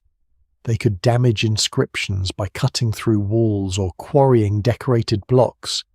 Yet words carved across an entire chamber were difficult to remove as portable wealth. Their survival is therefore uneven but profound. In pyramids otherwise emptied of their burial goods, the texts preserve the purpose behind the missing objects. They tell of food because food is gone. They restore limbs because the body may be lost. They promise crowns, boats, paths, stars, gods, and horizons, even when no physical equipment remains. The chamber speaks most clearly after everything else has been taken. For Giza, this later evidence must be used carefully. Khufu was not buried beneath the written columns of Unas, and no pyramid text should be imagined on his bare granite walls. Yet the later inscriptions illuminate a world of ritual concepts already developing around earlier kings. They reveal what royal burial was trying to accomplish, not storage, secrecy, or wealth for its own sake, but awakening. The pyramid protected a body so it could rise into another condition. Offerings sustained it, images multiplied it, objects equipped it, and eventually words surrounded it with permanent instructions. Beneath Unas, the stone learned to preserve a voice. Even after priests ceased speaking and thieves entered the darkness, that voice continued telling the king to stand. Before carved walls could speak permanently, living people had to give the royal afterlife its voice. A pyramid cult depended upon priests who recited, purified, presented, opened, closed, carried, measured, and remembered. It also depended upon guards, scribes, seal-bearers, storehouse officials, bakers, brewers, craftsmen, boat crews, cleaners, and agricultural labourers whose work rarely enters popular images of the monument. The pyramid may look like the achievement of one dead king, but after construction ended it became the workplace of a community. Eternity was not left unattended. It was assigned duties, supplied with income, divided into schedules, and recorded by officials who understood that even the sacred needed administration. The priests closest to the cult performed different roles rather than belonging to one uniform class. Purification priests maintained ritual cleanliness and handled sacred equipment. Other officiants presented offerings, recited formulas, or served royal images. elect a priest, identified with ritual knowledge and written texts, could direct recitation and ceremonial procedure. Titles varied across time, and the evidence for the exact staff of each Giza complex remains incomplete. Some priestly offices may have been held by high officials as honours, while the daily work fell to specialists of different rank. Service could be organised in rotating groups, allowing personnel to spend only part of the year at a particular cult before another group replaced them. The king received continuous attention without requiring every priest to remain at the pyramid permanently. Such rotation linked royal service to elite careers. An official might hold titles connected with more than one temple, palace department, or deceased ruler. A priesthood could provide income, prestige, and proximity to institutions that controlled land and goods. This did not make the religious work insincere. Egyptian administration rarely separated sacred authority from economic function in the modern way. To supervise a royal offering estate was to manage resources and maintain cosmic order at the same time. A title naming service to Khufu or Khafre could express devotion, employment, ancestry, status, and access to revenue in a single phrase. Scribes made the system visible to itself. Grain arriving at a storehouse had to be counted. Jars were labelled or sealed. Deliveries were assigned, deficits noticed, and distributions authorised. Clay seal impressions, administrative fragments, and inscribed objects preserve traces of this activity long after papyrus records have vanished. A broken ceiling can reveal that a door, chest, container, or document once passed through controlled hands. Such scraps appear insignificant beside millions of tons of masonry, yet they record the mechanism that allowed the monument to function. The pyramid's builders needed geometry and transport. Its cult needed lists. Storehouses and preparation areas converted those lists into offerings. Grain was ground and baked. Beer was brewed. Animals and birds were delivered and prepared. Oils, incense, and linen were measured out for ritual use. Some supplies may have arrived already processed, while others were produced near the complex. The exact organisation differed among reigns and changed over time, especially when unfinished buildings were adapted after a king's death. Menkaur's mortuary complex, for example, shows that successors could complete ceremonial spaces using mud brick where stone construction had not been finished. The cult did not wait for architectural perfection. It adjusted to political urgency and available resources. Craftsmen remained necessary after the great construction crews dispersed. Doors wore down, roofs leaked, plaster cracked, statues suffered damage, and furniture required repair. Stoneworkers could replace paving or secure masonry. Carpenters maintained wooden fittings. Metalworkers repaired tools and ritual equipment. Painters renewed surfaces. Sculptors produced or restored royal images. A temple was not preserved by its original quality alone.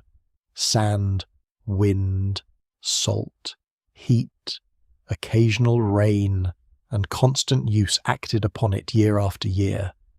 Recent scientific studies of mineral alteration inside Khufu's chambers show how even protected stone changes over time.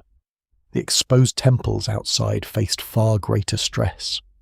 Guards protected what remained accessible, but their role should not be confused with standing watch beside the sarcophagus. Once the pyramid was sealed, ordinary personnel did not patrol its deepest corridors. Security operated at entrances, temple doors, storerooms, boundaries, and points where valuable material circulated. Guards monitored people as much as architecture. They could control who entered restricted courtyards, who carried supplies, and who approached sealed or sacred areas. Yet a security system composed of people inherited a permanent weakness. People knew routines, possessed keys, recognized valuable objects, and could be bribed or pressured. The same human network that protected the monument also accumulated the knowledge later intruders would need. Around these institutions lived communities whose relationship to Giza changed as construction ended and cult service continued. The great workers' settlement associated with pyramid building belonged mainly to the age of active royal projects, and much of its best understood occupation relates to the complexes of Khafra and Menkaure, rather than providing a simple snapshot of Khufu's later priesthood. Even so, it demonstrates the density of administration, food production, housing, and organized labor required by the plateau. After the largest workforces departed, smaller populations connected with temples, estates, workshops, and the necropolis remained. Giza did not become empty when the final casing stone was placed. It became a sacred and inhabited landscape with routines of its own. Nearby tombs help identify the people who served royal monuments. Priests, administrators, and officials arrange their own burials within the wider cemetery, placing themselves near the ruler and institutions that had shaped their lives. Their titles survive on walls, statues, offering tables, and false doors. These inscriptions transform the Pyramid Age from a story of anonymous masses into one of named careers and households. A person could be responsible for royal linen, granaries, offerings, boats, writings, or priestly service. Not every grand title reveals a full-time occupation, and Egyptian titulary could be ceremonial, but taken together the record shows a highly differentiated world. The dead king's cult also created opportunities that extended across generations. Offices could pass through families, though not always automatically, and descendants might preserve ancestral claims to temple service. A royal foundation could become embedded in local society. Priests who had never lived under Khufu could continue speaking his name because the institution still possessed duties and resources. In some periods, interest in older kings was renewed after intervals of decline. Khufu's memory survived not simply because his pyramid was too large to ignore, but because later Egyptians continued to encounter, interpret, restore, and sometimes appropriate the sacred landscape he had created. No one involved needed to imagine eternity in abstract terms every hour of the day. For a baker, it might mean producing another batch. For a scribe, checking a delivery. For a priest, washing, dressing correctly, and approaching the offering place at the proper time. Sacred continuity was built from repeated ordinary actions. This is perhaps the most human aspect of the pyramid's intended immortality. It did not rely only on a brilliant funeral or an impregnable chamber. It relied upon people returning the following morning. Yet the arrangement contained a contradiction. The king was supposed to endure forever, while every person serving him was temporary. Continuity depended on successful replacement, one priest after another, one administrator after another, one harvest after another. As long as land produced income and authority enforced obligations, the chain could hold. If payments failed, offices changed, or political priorities shifted, even the greatest pyramid could lose its living support. Stone concealed that vulnerability. The monument appeared self-sufficient while its daily existence rested on human memory, institutional discipline, and a supply network stretching far beyond the desert edge. For generations, doors opened at dawn and closed after service. Incense drifted through rooms now ruined. Sandals crossed pavements whose fragments survive without their walls. Seals were pressed into wet clay. Jars were counted, and offerings passed from storeroom to altar. Beyond every ritual space, the royal chamber remained closed and unseen. The priest did not need to enter it. Their work reached the king through images, names, food, fragrance, and speech. The pyramid's interior held the body, but the community outside maintained the person. Between them stood a carefully balanced institution, powerful enough to promise forever, and human enough to begin failing the moment people stopped returning. The failure begins outside the sealed chamber. No granite block moves, no robber's lamp enters the corridor, and no treasure is yet carried away. The first change is quieter. An offering arrives late. A roof remains unrepaired. An estate sends less grain than expected. Or an office once filled without interruption stands vacant for a season. A pyramid cult could survive individual lapses, but eternity required continuity, and continuity had to be renewed by institutions that were never eternal themselves. Royal authority changed hands. Families lost influence. Land was reassigned. Records disappeared. The monument remained immense, yet the system feeding it could weaken one ordinary decision at a time. Every new king created his own funerary establishment, and each establishment demanded resources beyond the ruler's lifetime: estates, priests, storerooms, temples, and administrators accumulated across generations. Older cults did not necessarily vanish when a new pyramid was built, but they competed within a changing political economy. A successor might honour an ancestor while concentrating labour and wealth on a new royal project. Later rulers could confirm old endowments, reorganise them, absorb them into other institutions, or allow them to fragment. The balance between reverence and practicality was never simple. Egypt's kings presented continuity as unbroken, while the bureaucracy beneath that ideal had to decide which staff would be paid and which walls would be repaired. Some funerary offices endured for surprisingly long periods. Titles connected with earlier kings appeared generations after their deaths, and certain cults were restored or revived after intervals of weakness. This means the decline of Giza cannot be reduced to one moment when priests walked away and robbers immediately entered. Different parts of the necropolis followed different histories. Khufu's name remained powerful. Temples could continue functioning in reduced form, and later, Egyptians returned to the plateau with their own religious and political interests. The evidence remains incomplete, particularly because later occupation and stone removal destroyed so much of the administrative landscape. What survives suggests pulses of use, neglect, renewal, and appropriation rather than a clean line from sacred order to abandonment. By the end of the Old Kingdom, the state that had created the greatest pyramids was changing.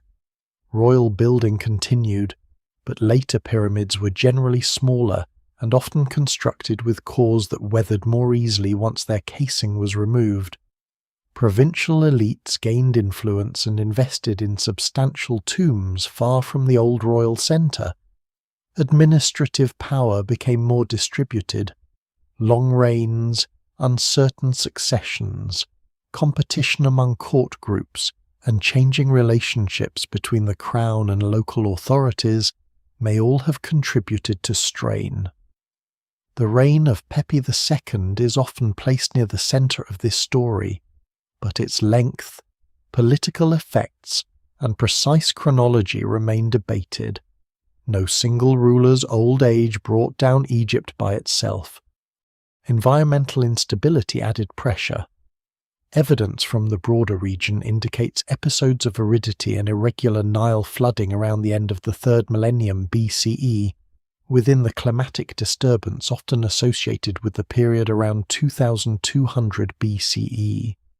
Low or unpredictable inundations could reduce harvests. disrupt transport and weaken the surplus on which temples and royal institutions depended. Yet climate should not be turned into a solitary villain. Conditions varied across regions and years, and Egyptian society had survived poor floods before. Political fragmentation, economic inequality, institutional rigidity, and local responses shaped the consequences. A drought does not empty a pyramid directly. It changes what people can afford to protect. Later Egyptian texts describe hunger, disorder, and failed authority in vivid language, but many were composed after the events they appear to remember and served literary or ideological purposes. They cannot be read as daily reports from the collapse of the Old Kingdom. Archaeology presents a more uneven landscape. Some communities suffered, others adapted, and regional powers developed new forms of control. The first intermediate period was not simply a dark age in which civilization stopped. It was an era of political division and local transformation, for pyramid cults tied closely to central royal resources. However, division could be dangerous. A monument designed under a powerful court might find itself standing within a world where that court no longer commanded the same reach. The practical signs of weakening would appear in exposed architecture first. Mortuary temples had doors, roofs, pavements, storerooms, and valuable fittings. Timber could decay or be removed, metal hardware could be reused, mud brick additions eroded. Wind drove sand against walls and into courtyards. Salt and moisture damaged stone surfaces. If repairs became irregular, small failures widened. A cracked roof allowed water into rooms. A broken door made a storeroom easier to enter. Fallen masonry concealed some spaces while opening others. The desert preserved certain materials exceptionally well, but it did not preserve an operating institution without human effort. Security changed with the same rhythm. A fully staffed complex could monitor movement, maintain boundaries, inspect seals, and investigate missing goods. A reduced staff had to choose what mattered most. Guards without regular support might leave, accept other work, or become vulnerable to bribery. Officials might protect the temple's active areas while ignoring abandoned structures. Sacred restrictions remained meaningful, but necessity could erode them. The people living nearest the necropolis were not outsiders staring at an unknown monument. They understood routes, storerooms, schedules, weak walls, and the difference between a sealed, sacred space and a room no authority had opened in years. Knowledge survived neglect more easily than ritual. Even if the original entrance to a pyramid was hidden, the monument's construction history remained embedded in the community. Families connected with temple service, stonework, guarding, or administration could preserve information across generations. Visible architectural clues revealed where passages were likely to begin. Repairs and earlier inspections may have exposed features. A secret known by hundreds of workers during construction was never the same as a secret known only to the king. The builders had relied not on perfect anonymity, but on layers of obstruction supported by continuing authority. When authority weakened, knowledge became dangerous. The attraction of abandoned material also changed over time. A gilded fitting once reserved for royal ritual could become usable metal.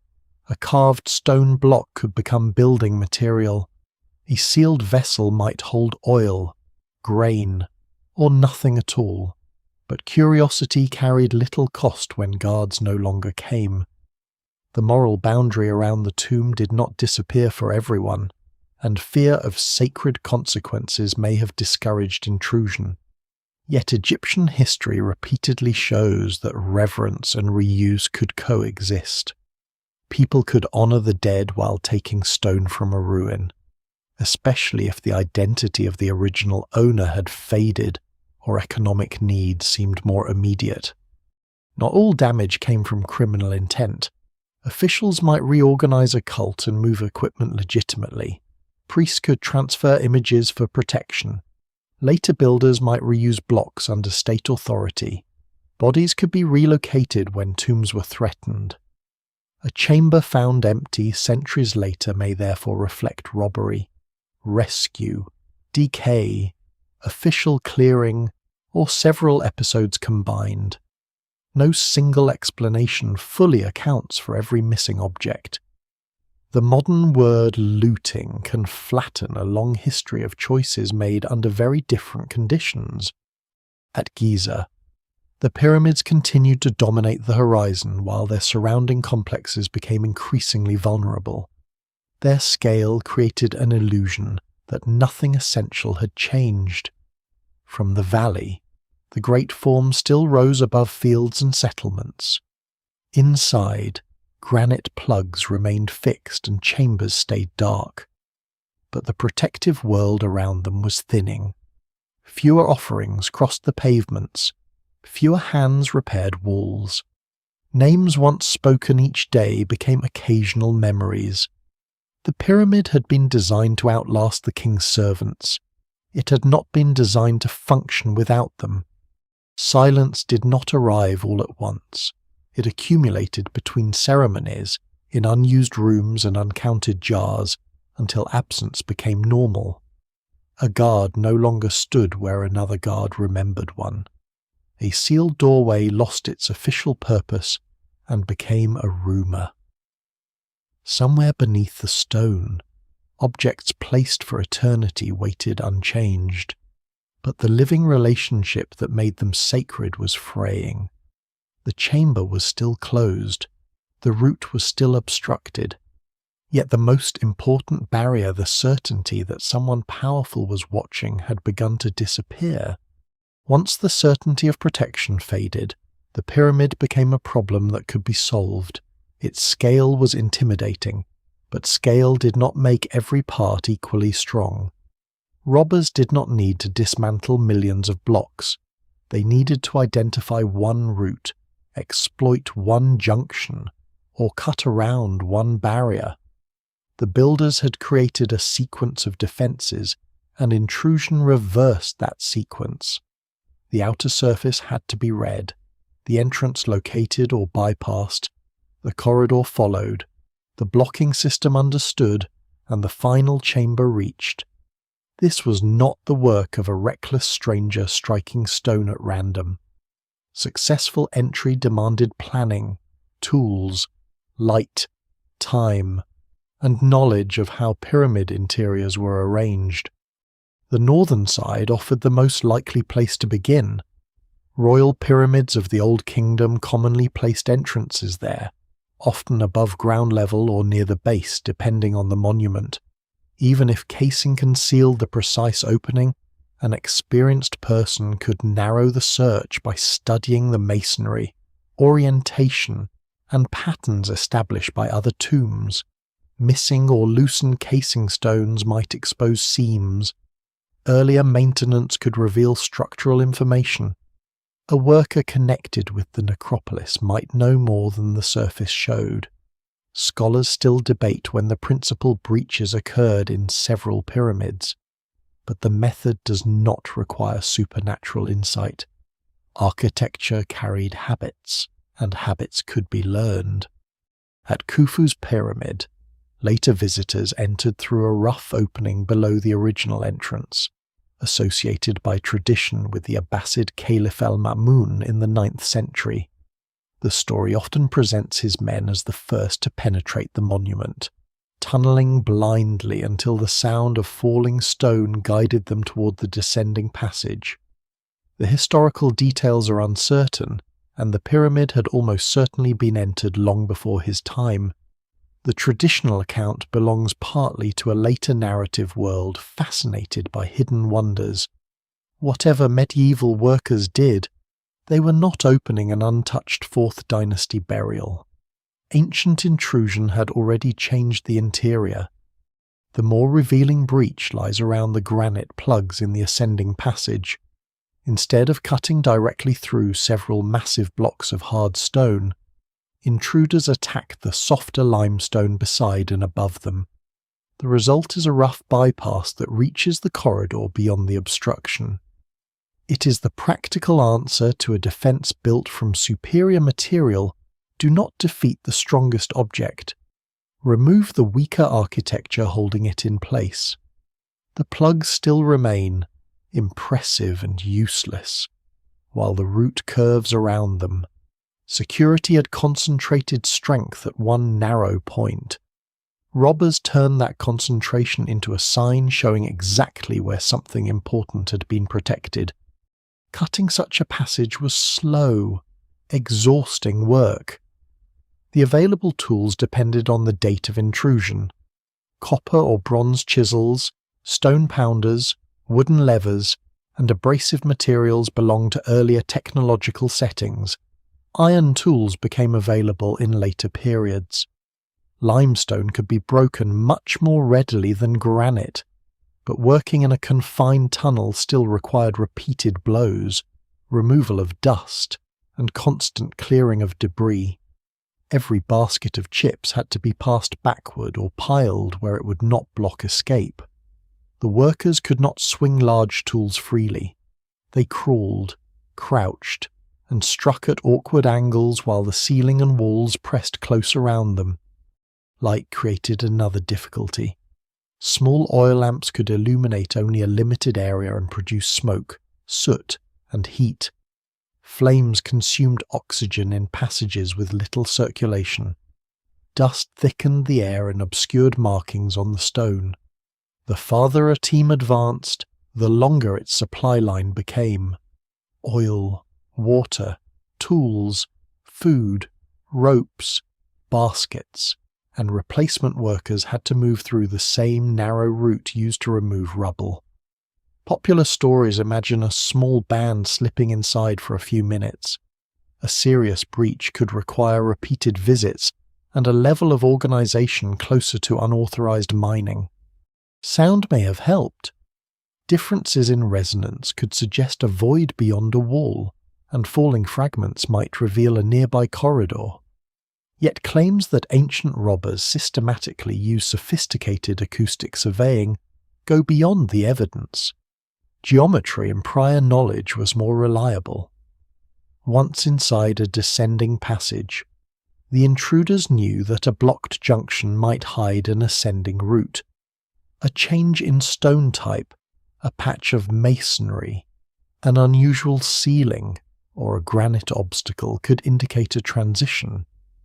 The builders had tried to erase routes after closure, but construction rarely becomes completely invisible to people trained to examine it. Other pyramids posed different challenges. Some had corridors descending directly from accessible points, while others used multiple portcullises, changes of direction, hidden chambers, or burial apartments cut beneath the structure. Later, Old Kingdom pyramids at Saqqara included magazines and storage rooms that robbers emptied in antiquity. In Titi's pyramid, 3 chambers intended for funerary equipment were ultimately found bare. Their emptiness shows the success of ancient removal. But the route and timing of every episode cannot always be reconstructed. A broken barrier might record the first intrusion, a later clearing, or damage caused when subsequent visitors reused an already open path. The portcullis system near a burial chamber could be bypassed in much the same way as granite plugs. If a slab filled the corridor, workers could cut through surrounding limestone, attack a corner, exploit a crack, or approach from an adjoining space. If a door had decayed or its ceiling blocks were poorly fitted, entry became easier. Robbers did not need to preserve the monument. They could destroy walls, widen openings, and break objects too large to carry whole. Their freedom to damage was a profound advantage over the builders, whose defences still had to support the structure. There were no proven swinging blades, collapsing floors designed to kill intruders, or reservoirs of poison gas. The genuine hazards were less theatrical and more persistent unstable masonry, falling fragments, exhaustion, smoke, darkness, narrow drops, and the possibility of being caught by authorities. The pyramid itself could become dangerous after centuries of cracking and erosion, but structural risk is not the same as an intentional trap.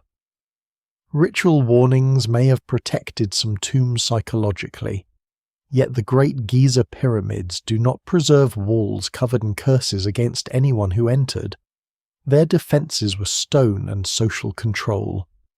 The strongest advantage may have been insider knowledge. Tomb robbery records from later Egyptian periods, especially investigations involving New Kingdom royal and elite burials, describe networks that could include quarrymen, craftsmen, transporters, guards, officials, and receivers of stolen goods. Those documents concern a different age and burial landscape, so they cannot identify the people who opened Khufu's pyramid. They do show how organized tomb theft could become. The person breaking a wall was only one participant.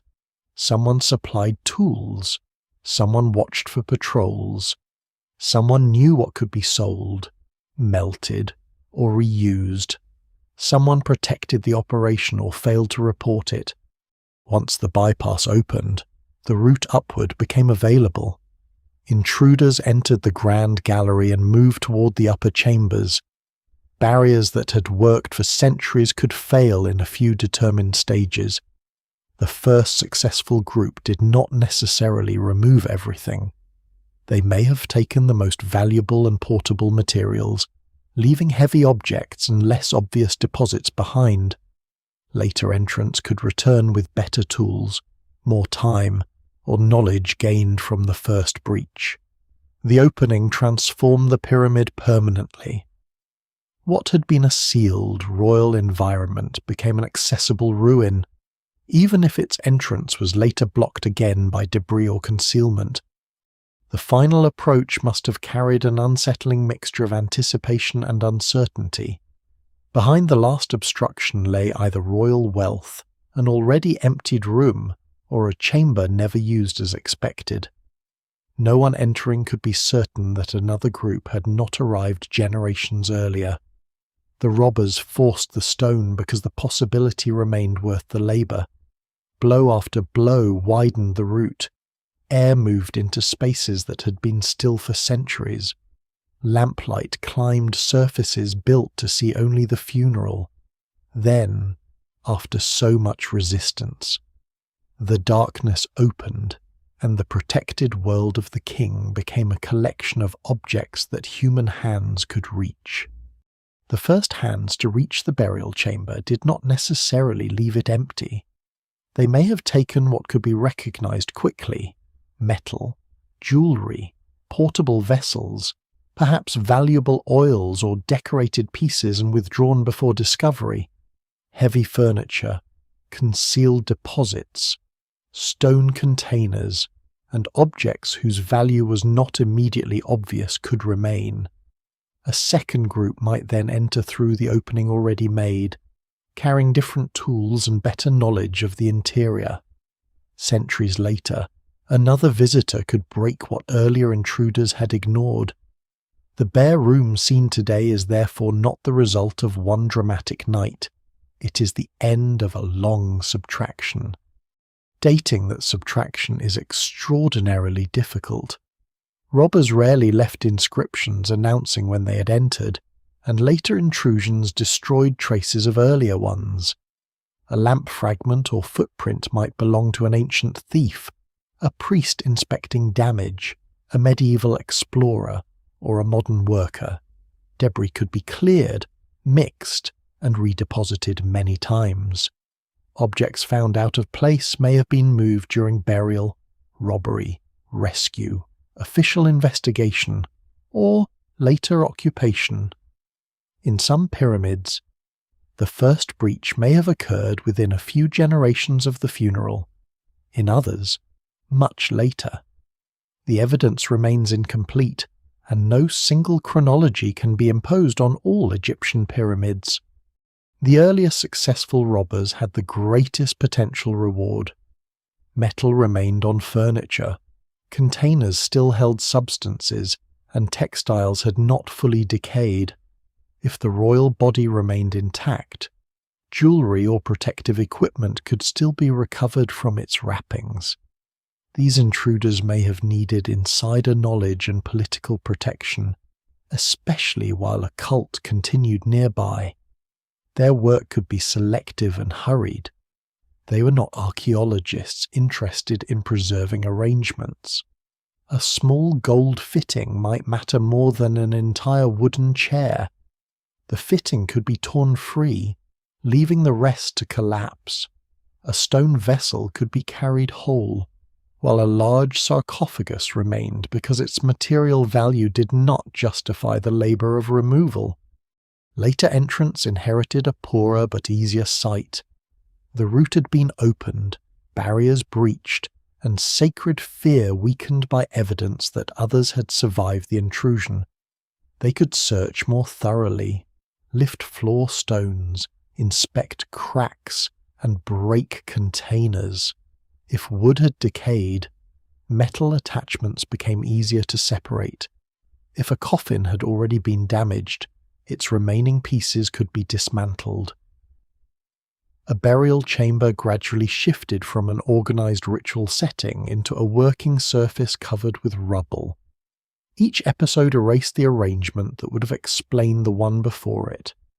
Organized gangs were only one part of the process. Opportunists could enter an already accessible structure to collect small objects or useful materials. Craftsmen might recognize valuable stone, metal alloys, or construction techniques that others overlooked. Guards could accept payment to ignore activity. Officials could appropriate goods under cover of authority. Temple personnel might remove objects for protection during unstable periods and never return them. Quarry workers could strip architectural material without entering the burial chamber at all. The categories overlap, and the word robber can conceal very different motives. Records from later Egyptian periods show how complex tomb theft could become. Investigations from the end of the New Kingdom describe accusations, interrogations, inspections, divisions of stolen metal, and networks involving people with direct knowledge of royal necropolises. These papyri concern tombs at Thebes rather than the Old Kingdom pyramids of Giza, so their named individuals cannot be projected backward. They reveal a recurring structure of opportunity. Successful robbery often depended on cooperation between those who could locate a burial, those who could penetrate it, those who could transport the goods, and those who could convert sacred objects into ordinary wealth. Conversion was crucial. A recognizable royal object was dangerous to sell intact. Gold could be cut, crushed, or melted into forms that concealed its origin. Silver could be divided by weight. Copper fittings could become tools. Linen could be reused. Wooden furniture might be stripped of decoration and burned or repurposed. Stone vessels could return to household or temple use. Once transformed, an object disappeared from the archaeological record of the tomb while continuing its life elsewhere. The treasure was not always lost to human use. It was lost to identity. That process helps explain why so little can be traced back to the Giza chambers. A bracelet melted into bullion carries no inscription, stating that it once encircled a royal body. Gold leaf reused on another sacred object becomes archaeologically anonymous. A jar moved into a settlement may be indistinguishable from one acquired legitimately. The economic afterlife of stolen goods is almost impossible to follow. The monument preserves the wound, not the destination of what passed through it. Official action complicates the picture further. Egyptian authorities sometimes inspected damaged tombs, restored burials, transferred royal remains, or rewrapped bodies threatened by robbery. The famous caches of New Kingdom royal mummies demonstrate that priests could move dead kings in an attempt to preserve them, though this occurred far later and in a different funerary tradition. Similar care may have taken place in other periods without leaving comparable records. An empty sarcophagus could mean that robbers destroyed the body, but it could also mean that someone removed it for protection. For Khufu, no surviving remains or text resolves the question. After portable wealth declined, the monument itself became the resource. Casing stones of fine limestone could be removed for new construction. Temple blocks could be quarried, recut, and incorporated into buildings elsewhere. Granite was especially valuable but difficult to transport, encouraging later stoneworkers to attack accessible pieces while abandoning those too large or deeply embedded. Marks on monuments sometimes preserve failed attempts as clearly as successful ones. The deep vertical scar on Menkaur's northern face records a later effort to damage or dismantle the pyramid, traditionally associated with a ruler who discovered that destroying such a monument was considerably harder than ordering its destruction. Stone removal unfolded across long periods. Political authorities, local builders, and independent quarrymen did not necessarily view a ruined pyramid complex as an intact sacred property. A block already detached from a collapsed temple could seem like available material. Cairo and surrounding settlements grew within reach of ancient quarries and monuments, and finished stone was expensive to produce. Reuse was practical. It was also devastating to context. A wall dismantled for building blocks lost its inscriptions, floor plan, deposits, and relationship to surrounding rooms. People also entered pyramids for reasons other than profit. Travellers, pilgrims, officials, explorers, and curiosity seekers left graffiti, descriptions, and alterations. Some cleared passages, others enlarged openings or removed samples. Medieval authors recorded stories of hidden knowledge, treasure, and ancient kings, often blending observation with legend. Early modern visitors brought their own expectations and sometimes used methods that would be unacceptable in archaeology today.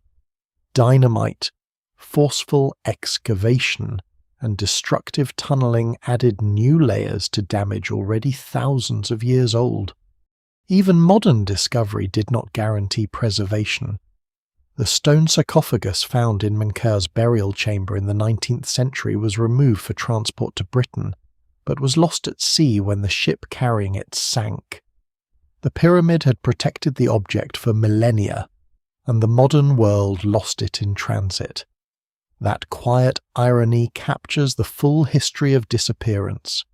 Not everything missing from a pyramid was taken by an ancient thief. By the time systematic archaeology began documenting the interiors, the monuments had passed through sacred use, neglect, robbery, inspection, reuse, quarrying, exploration, and tourism. Each phase left marks while removing evidence from the phases before it. The resulting emptiness is layered. It contains decisions made under famine, ambition, curiosity, official authority, scholarship, and simple need. To imagine one gang carrying away a complete treasury is satisfying because it gives the loss a single face. History offers no such convenience. The chamber became empty in stages. First, brilliance vanished, then useful materials, then fragments.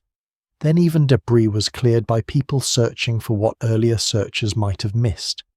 What remained was stone too heavy to move, writing too extensive to sell, and scars cut into architecture. Robbery had become less an event than a tradition of return. Every open passage invited another visitor to believe that somewhere behind the last untouched surface, one final object was still waiting. Behind the last untouched surface, the most desirable object was rarely the largest. Robbers worked according to value, portability, concealment, and the effort required to extract material from the chamber.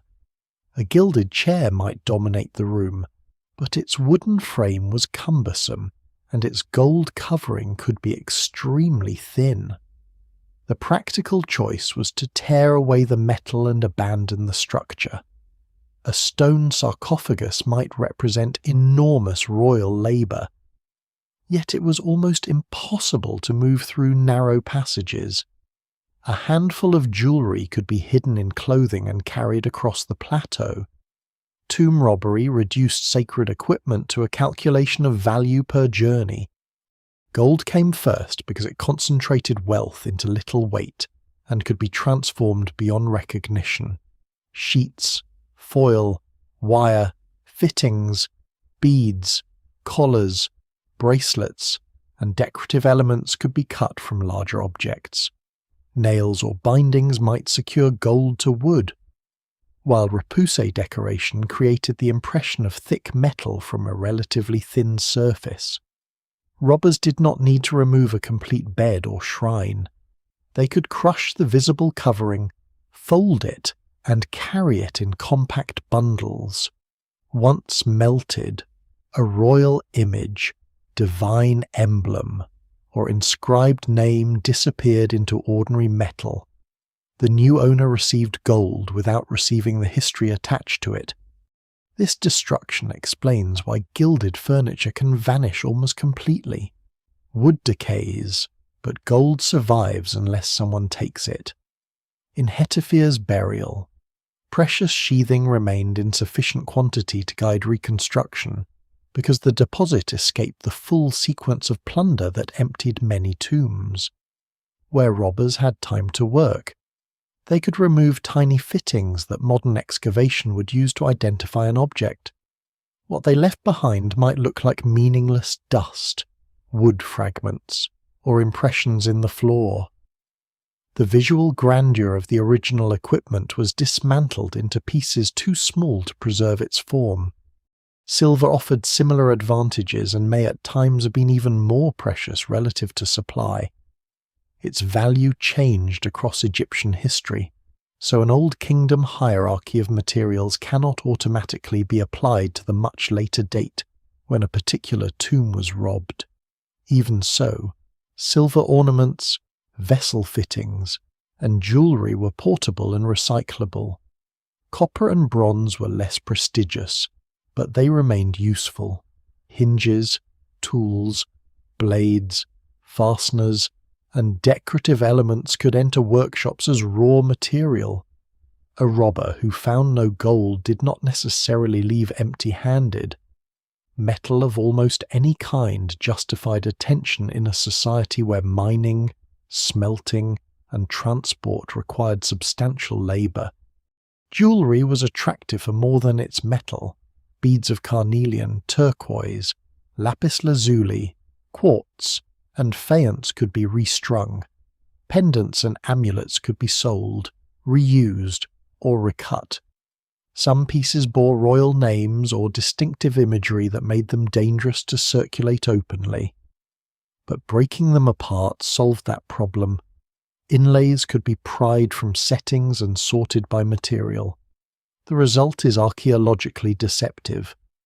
A bead found far from Giza may have travelled through trade, inheritance, temple distribution, or robbery, and its path can rarely be proved.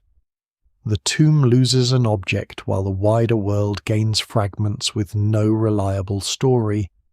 The royal body was targeted because adornment could be hidden within layers of linen or placed directly upon it. Later, Egyptian burials are better documented for elaborate sets of amulets, pectorals, finger coverings, and jewellery arranged among wrappings, but earlier royal bodies may also have carried personal and protective objects. Robbers searching for these materials could unwrap or remove the remains from a coffin. The precise fate of Khufu is unknown. No surviving evidence shows whether his body was destroyed, displaced, officially transferred, or removed by intruders. The empty sarcophagus establishes absence, not the sequence that produced it. Coffins themselves offered several kinds of value. A wooden coffin might be made from high-quality timber, painted, gilded, inlaid, or fitted with metal. Imported cedar was costly in Egypt, though reuse depended on whether the wood had survived and could be extracted from the monument. Decorative surfaces could be stripped even when the structure was too damaged to move. A stone sarcophagus presented a different problem. Its material might be valuable, but its weight, location, and dimensions resisted transport. Robbers could break a lid, attack corners, or search beneath it for concealed deposits. Yet the main box often remained. Khufu's granite sarcophagus survives for precisely this practical reason, though damage to it cannot be assigned confidently to one episode. Stone vessels occupied the middle ground between treasure and burden. Small pieces of hard stone, translucent calcite, or beautifully patterned material could be carried and reused. Their surfaces might be recut or reinscribed for new owners. Large containers were more difficult, especially if damaged. Robbers could empty their contents, take lids, or abandon fragments.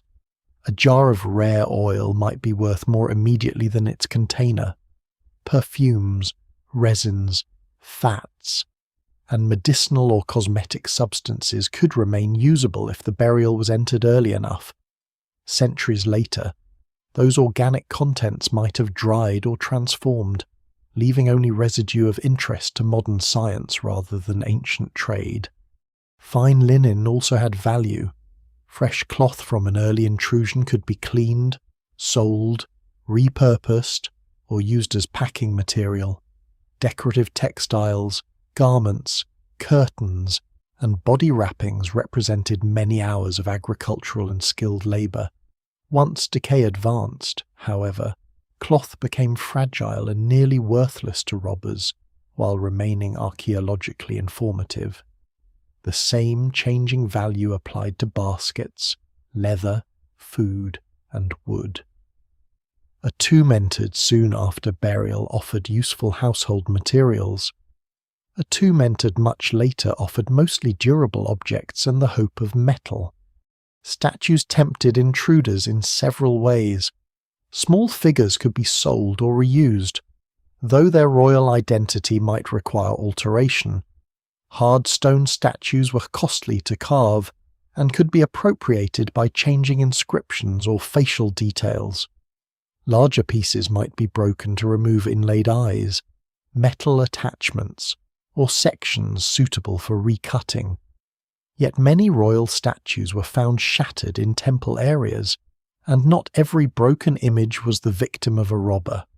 Political hostility, ritual deactivation, accidental collapse, later quarrying, and modern excavation damage can produce similar fragments. Context determines meaning, and context is exactly what repeated intrusion destroys. Even architectural fittings became targets.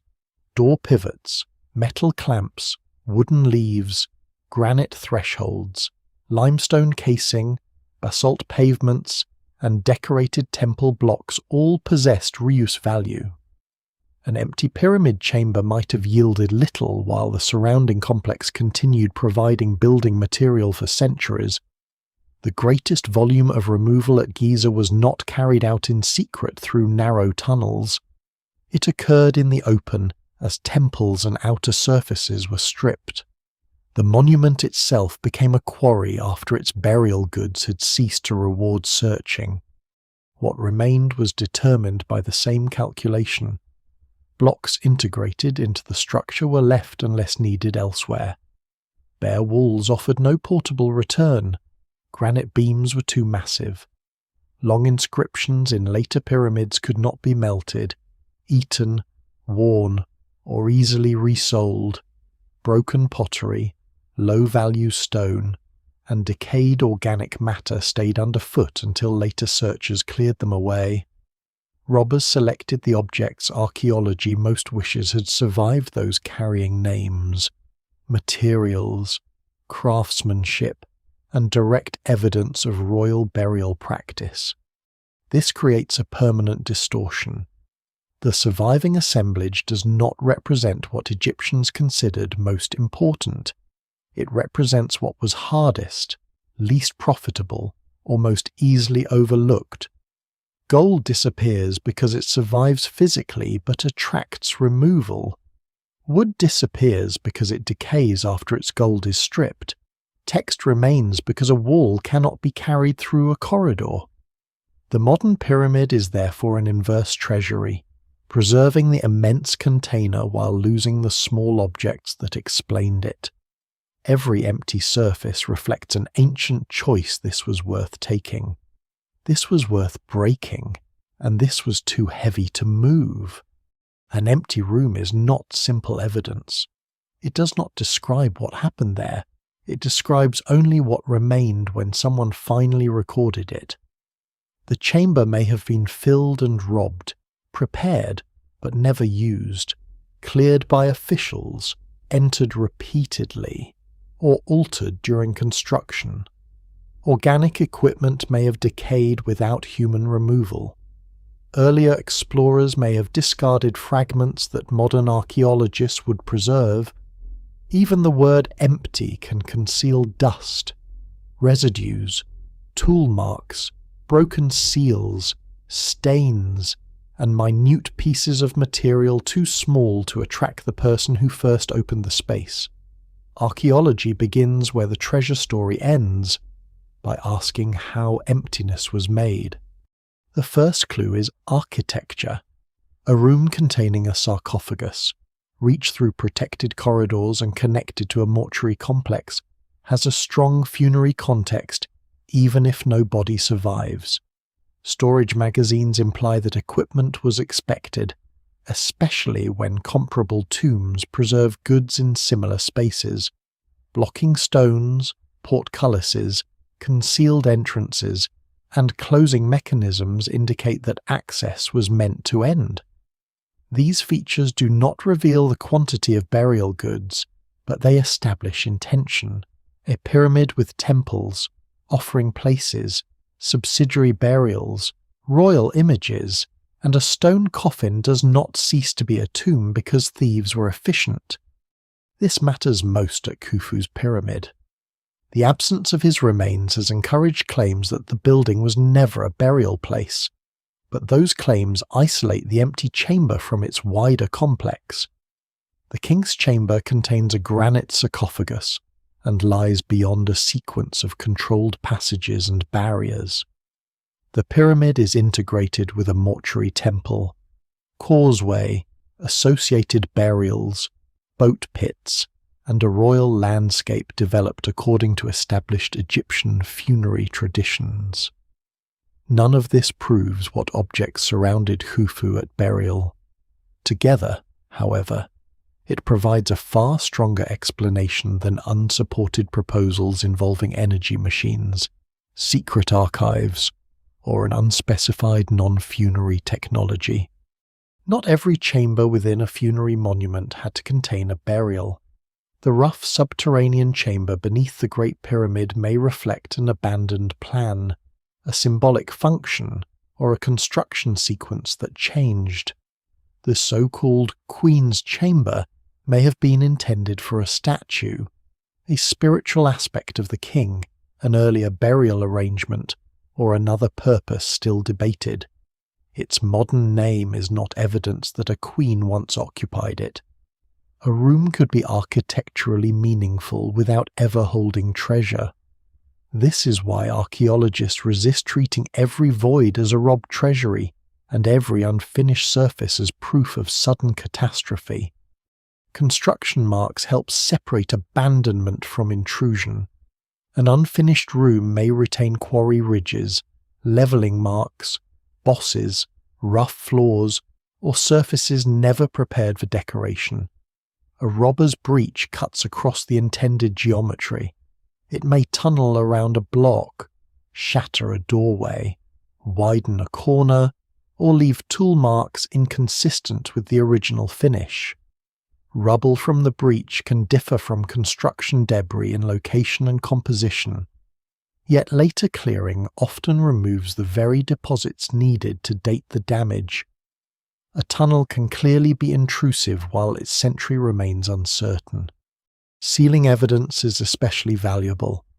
Clay ceilings, mortar, plaster, blocking masonry, and door fittings can show that a space was once closed under controlled conditions. A broken seal does not identify the breaker, but it demonstrates that entry followed closure. If seal fragments remain in undisturbed layers, they may preserve names or administrative signs. In heavily visited pyramid interiors, such layers are rare. Feet, tools, excavation, restoration, and tourism mix deposits that might otherwise reveal sequence. The chamber may survive as Old Kingdom architecture while the material on its floor belongs to many later centuries. Fragments left by robbers can identify vanished objects. A sliver of gold foil may indicate stripped furniture or coffin decoration. Wood grain preserved in corrosion can reveal a lost core beneath a metal fitting. Textile fibers can suggest wrapping or stored linen. Stone chips may match a broken vessel. Resin, oil, fat, pigment, and plant residues can remain in pores or cracks after containers disappear. Animal bone and botanical remains may belong to original offerings, later visitors' meals, intrusive animals, or modern contamination. Every sample requires context. A chemically interesting substance is not automatically royal embalming material. Modern scientific methods can recover details earlier observers could not see. Microscopy identifies fibers and manufacturing traces. Chemical analysis characterizes residues and pigments. Imaging maps internal cracks, density differences, and inaccessible spaces. Ultrasonic work in the king's chamber can model granite blocks and joints behind visible surfaces. Mineralogical studies examine salts and deterioration in Khufu's chambers. These investigations improve understanding of construction and preservation, but they have not discovered a mummy, gold hoard, archive, or original burial inventory. A study of stone remains a study of stone, however attractive a treasure headline may be. Morn detection, radar, ultrasound, and electrical resistivity create another challenge of interpretation. They can reveal differences in density or properties that suggest a corridor, cavity, joint, or anomaly. The large void above the Grand Gallery is real as a detected low-density space, yet its form and purpose remain uncertain. The corridor behind the northern face has been measured and partly viewed, but no funerary assemblage has been identified within it. Anomalies behind Menkaur's outer stonework may represent architectural spaces, but they do not prove a second entrance or hidden burial. The instrument detects a physical contrast. Human imagination supplies the treasure unless discipline intervenes. Later intrusion can also imitate original use. A coffin placed in an ancient chamber may belong to a secondary burial centuries younger than the pyramid. Bones can enter through reuse, disturbance, animals, or deliberate relocation. Graffiti may record visitors rather than builders. A lamp blackens a ceiling, but the soot could come from robbers, priests, explorers, or tourists. Even a royal name does not always settle the matter, because later Egyptians restored monuments, copied inscriptions, and reused objects, dating material through style, stratigraphy, inscriptions, and scientific analysis becomes essential. Early excavation created some of the hardest problems. Explorers working before modern archaeological standards often prioritized reaching chambers, mapping passages, and recovering impressive objects. Debris could be removed without detailed layer-by-layer recording. Small fragments were discarded. Workers widened tunnels and stabilized routes using new masonry. Notes might describe a room as clear or empty without documenting what was cleared from it. Some investigators acted carefully by the standards of their time. Others used force that permanently changed the monument. Modern researchers inherit both the ancient damage and the history of previous research. Official clearing in antiquity is harder to recognize. Priests or administrators might remove objects from a compromised burial to protect, redistribute, or ritually retire them. A state-authorized action could use the same tools as robbery and leave similar missing goods. If records do not survive, motive cannot be read directly from a hole in stone. The distinction matters ethically, but the physical result may be nearly identical. The body is gone, the equipment displaced, and the chamber left without its original arrangement. No single explanation fully accounts for every empty pyramid room. Some spaces were unfinished, some were symbolic, some held equipment that decayed, some were robbed, restored, and robbed again. Some were cleaned by explorers who did not recognize the evidence under their feet. Archaeologists therefore rank claims rather than filling gaps with certainty. A stone sarcophagus provides high-confidence evidence for burial. Comparative furniture suggests plausible equipment. A scan-detected void establishes space, not purpose. A secret library without texts, shelves, or archaeological parallels remains invention. The emptiness becomes meaningful only when its causes are separated. Rough walls tell one story, broken plugs another, salt deposits another, and discarded fragments another. Together they form a record of construction, closure, neglect, intrusion, and study. The chamber cannot return its missing inventory, but it can reveal how people tried to protect it and how later people overcame that protection. To reconstruct what once stood inside, archaeology must read absence with the same care once given to gold. If absence is read carefully, the vanished interior can be rebuilt in layers. The innermost layer is almost certain a royal burial was placed within a protected chamber, centered on a stone sarcophagus, and closed behind architectural barriers. For Khufu, the granite box remains exactly where the builders intended it to stand. Around that fixed point, probability expands outward. A prepared body is strongly implied.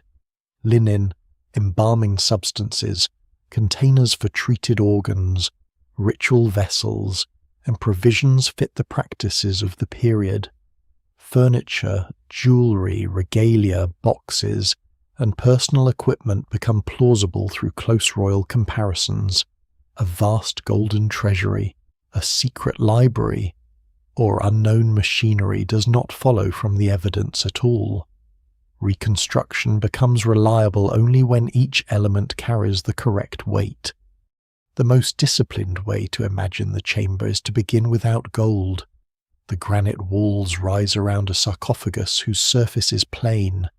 The body has been wrapped and prepared according to techniques available in the 4th dynasty, not according to the far more elaborate methods of the New Kingdom. Whether it rests in a wooden coffin inside the granite container is uncertain, though such an arrangement is plausible. Nearby may stand a chest for internal organs, perhaps divided into compartments like the canopic equipment associated with Hetepheres I. Stone jars hold oils, resins, perfumes, or purification substances. Linen has been folded into containers or arranged around burial equipment. These are not spectacular additions, but they answer needs documented throughout Egyptian funerary practice. Food and drink occupy another probable layer. Bread, beer, meat, fruit, grain products, and other provisions could be deposited in baskets, pottery vessels, or containers whose contents rarely survive intact. Their exact selection for Khufu is unknown. Some may have been used during ceremonies and removed, while others remained sealed. The continuing offering cult outside meant the chamber did not need to function as an endless warehouse. Initial provisions established abundance. Temple ritual renewed it. The presence of food is therefore highly plausible, but the image of corridors packed from floor to ceiling with supplies is not. Stone vessels can be added with greater confidence than their number. Royal burials before and after Khufu show that worked. Stone containers were central to elite ritual. Djoser's underground galleries preserve tens of thousands, but that extraordinary concentration cannot be transferred numerically to the Great Pyramid. It demonstrates possibility, inheritance, and royal access to craftsmanship, not a standard quota. Khufu may have received dozens, hundreds, or some other quantity entirely. No surviving evidence permits a precise count. The responsible reconstruction shows a group of vessels without pretending to know how crowded the room was. Furniture enters through Hetepheres. Her burial near the Great Pyramid preserves the remains of a gilded bed, chairs, a carrying chair, boxes, and a canopy structure, along with jewellery and vessels. Because she belonged to the royal family of the same dynasty, these objects provide unusually close evidence for the material environment surrounding Khufu. Yet her deposit was a deep shaft burial with its own complicated history, not a chamber inside his pyramid. Its empty sarcophagus and unusual arrangement may reflect reburial or concealment. The comparison supports categories of goods, not duplication. Khufu could have received similar furniture, fewer pieces, different royal equipment, or objects whose forms have left no parallel. The reconstruction gains detail from the way Hetepheres' furniture was recovered. Much of the wood had vanished, and the original objects survived through fittings, gold sheets, fragments, impressions, and the position of collapsed material. Archaeologists had to understand joinery and decoration before a chair or bed could reappear. This is a useful model for the Great Pyramid's loss. If the chamber had been opened after the wood decayed but before the gold was removed, its floor might have held flattened, glittering remains rather than intact furniture.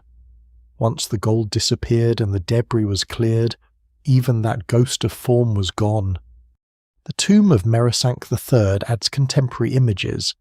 Reliefs show furniture, clothing containers, jewellery, statues, and offering goods within the elite world of 4th Dynasty Giza. Her black granite sarcophagus provides another physical comparison. Yet chapel scenes are not photographs of a chamber, and her mastaba was built for a royal woman with a different status and ritual setting. The images reveal what objects existed and what roles they carried. They do not tell where each item stood beside Khufu. Later pyramids contribute architectural and textual evidence, but their distance in time must remain visible. Teti's pyramid contains 3 storage rooms intended for funerary equipment, found empty after ancient robbery. Those magazines prove that pyramid designers could plan interior space specifically for burial goods. They do not prove that Khufu had hidden magazines of identical design. Unas and later kings surrounded their chambers with pyramid texts, showing the ritual journey the royal burial was meant to support. Khufu's walls remain uninscribed. The later words illuminate the purpose of royal transformation without supplying missing decoration at Giza. Middle Kingdom royal jewellery provides still another comparison. Gold, gemstones, and finely made ornaments found in the burials of princesses within pyramid complexes demonstrate that Egyptian royal necropolises genuinely contained precious wealth. These discoveries prevent an overcorrection in which caution turns every pyramid into an austere stone box. Royal burials could be exceptionally rich, but the Middle Kingdom came centuries after Khufu with different styles, beliefs, security systems, and burial arrangements. Its treasures prove capacity and tradition, not the contents of the king's chamber. Statues should be placed mainly in the surrounding temples and cult spaces. Royal images were essential to the operation of the complex, but there is no reason to crowd the deepest chamber with every statue known from pyramid temples. Offering tables, basins, storage jars, ritual tools, and administrative equipment likewise belonged largely to spaces outside the sealed core. Reconstructing the whole system prevents the interior from absorbing objects that properly served elsewhere. The pyramid complex was distributed by function. Burial equipment stayed with the body. Renewable ritual remained accessible to priests. The arrangement inside the chamber is the least recoverable part. Objects may have stood along walls, rested on mats, been placed in boxes, or occupied adjoining spaces. The sarcophagus lid, now missing, would have closed the body from view. Some equipment may have been deposited before the funeral because it was too large to pass through completed corridors. Other items could have arrived with the procession. No floor plan records their positions, and repeated clearing has erased patterns that might once have survived. Any modern image showing an exact symmetrical arrangement is artistic interpretation. Still, a restrained reconstruction is not an empty one. In dim lamplight, polished stone catches small reflections. Linen softens the hard room. Wooden equipment carries thin skins of gold. Coloured inlays mark jewellery or ceremonial fittings. Jars contain substances gathered from fields, deserts, workshops, and trade routes. Food waits in sealed containers. The king lies within granite, surrounded by objects selected not for display to visitors, but for use beyond death. Outside, statues and offering places extend his presence into the temple. Beyond them, estates and personnel begin the labour of renewal. Then certainty stops. There is no known crown resting beside Khufu, no documented mountain of bullion, no inscribed papyrus library, and no treasure demonstrated inside the scan-detected voids. The reconstructed chamber must remain quieter than popular imagination prefers. Its richness comes from function, craftsmanship, and the concentration of royal resources, not from unsupported excess. What survives in comparable tombs suggests dignity, colour, fragrance, texture, and carefully ordered provision. It does not reveal a complete inventory. The result is less like recovering a lost photograph than restoring a faded shape from overlapping shadows. Djoser supplies vessels, Hetepheres supplies furniture, Meresank supplies images, Teti supplies storage, Unas supplies words, and later royal burials confirm that precious materials entered pyramid landscapes. None can stand alone as Khufu's tomb. Together, they define the boundaries of a credible interior. The chamber before robbery remains partly hidden, but it is no longer blank. It becomes what the pyramid was built to protect: a complete royal transition, assembled from body, object, ritual, architecture, and belief. The robbers could take the contents, but they could not take the shape of the intention. They could break seals, bypass plugs, strip metal, and remove the king's body. Yet the routes they followed still reveal what the builders were trying to accomplish. A hidden entrance shows controlled access. A descending passage separates the burial from the surface. Granite barriers identify spaces worthy of exceptional protection. The sarcophagus fixes the royal body at the centre of the design even after that body is gone. Temples, causeways, offering places, boat pits, and subsidiary burials extend the meaning outward. Emptiness erased the inventory, but architecture preserved the grammar. That grammar is more important than any imagined heap of gold. The pyramid says that the king must be withdrawn from ordinary reach, sustained through ritual, and placed within an ordered landscape where death becomes transformation. Its materials distinguish stages of approach. Its immense mass concentrates attention upon a small chamber. Its surrounding institutions join fields, workshops, priests, and administrators to a ruler no longer visible.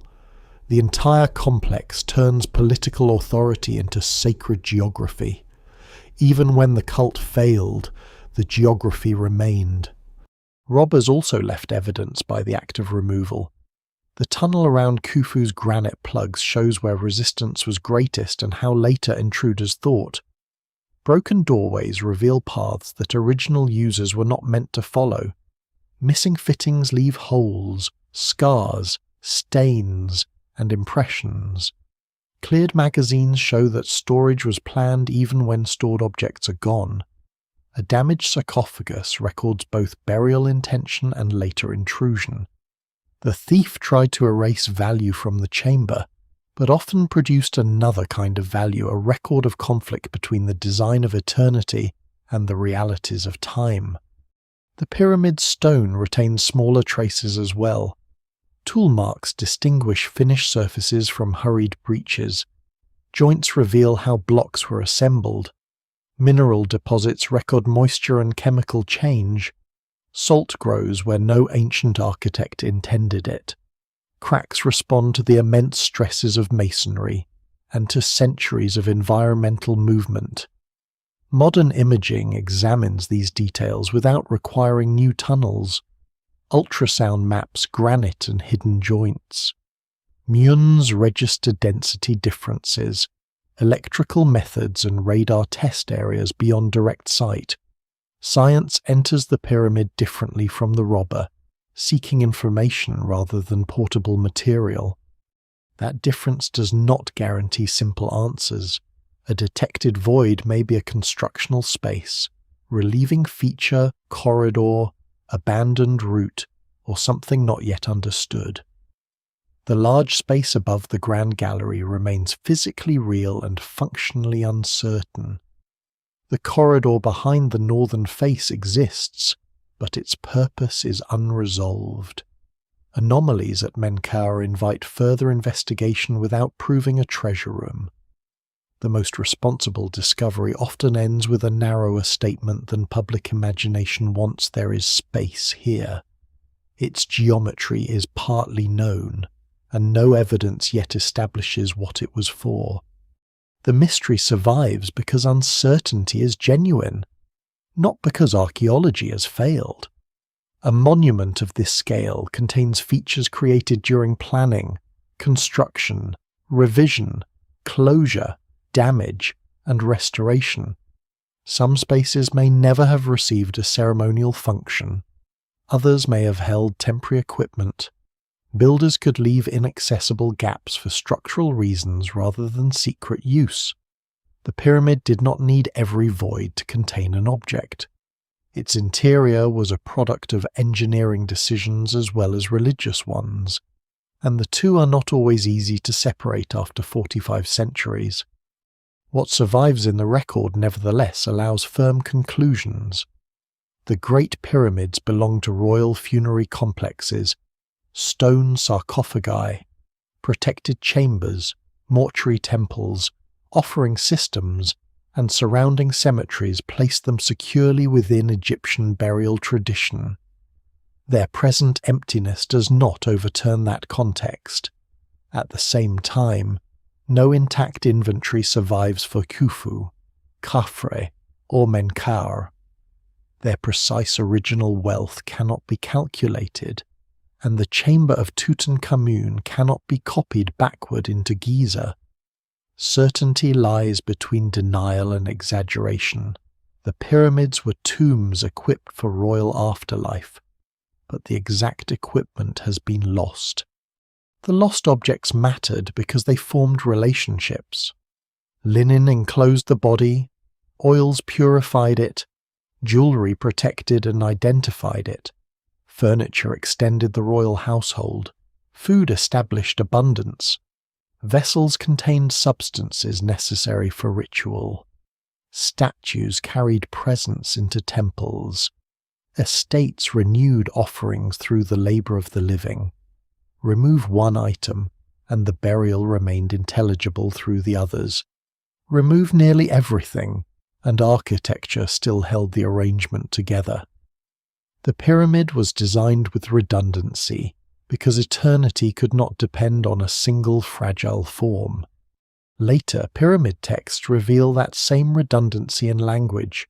The king rises through different images, joins different gods, crosses different regions, and receives life through repeated utterances. No single path fully accounts for his transformation. At Giza, the walls do not speak in carved columns, but the architecture performs a comparable multiplication of protection. Body, sarcophagus, chamber, barrier, pyramid, temple, statue, offering, and name all support one another. Robbery could damage the system without completely erasing its purpose. The name proved especially durable. Khufu's body disappeared, his movable equipment vanished, his temples were heavily damaged, and much of his casing was removed. Yet his pyramid continued to identify him across changing languages and empires. Later, Egyptians remembered, reinterpreted, and sometimes venerated ancient kings whose institutions had long since altered. Greek and Roman visitors approached the pyramids with their own stories. Medieval writers made them storehouses of wisdom, treasure, or antediluvian memory. Modern observers proposed observatories, granaries, power systems, and archives. Each age filled the empty rooms with what it most desired to find.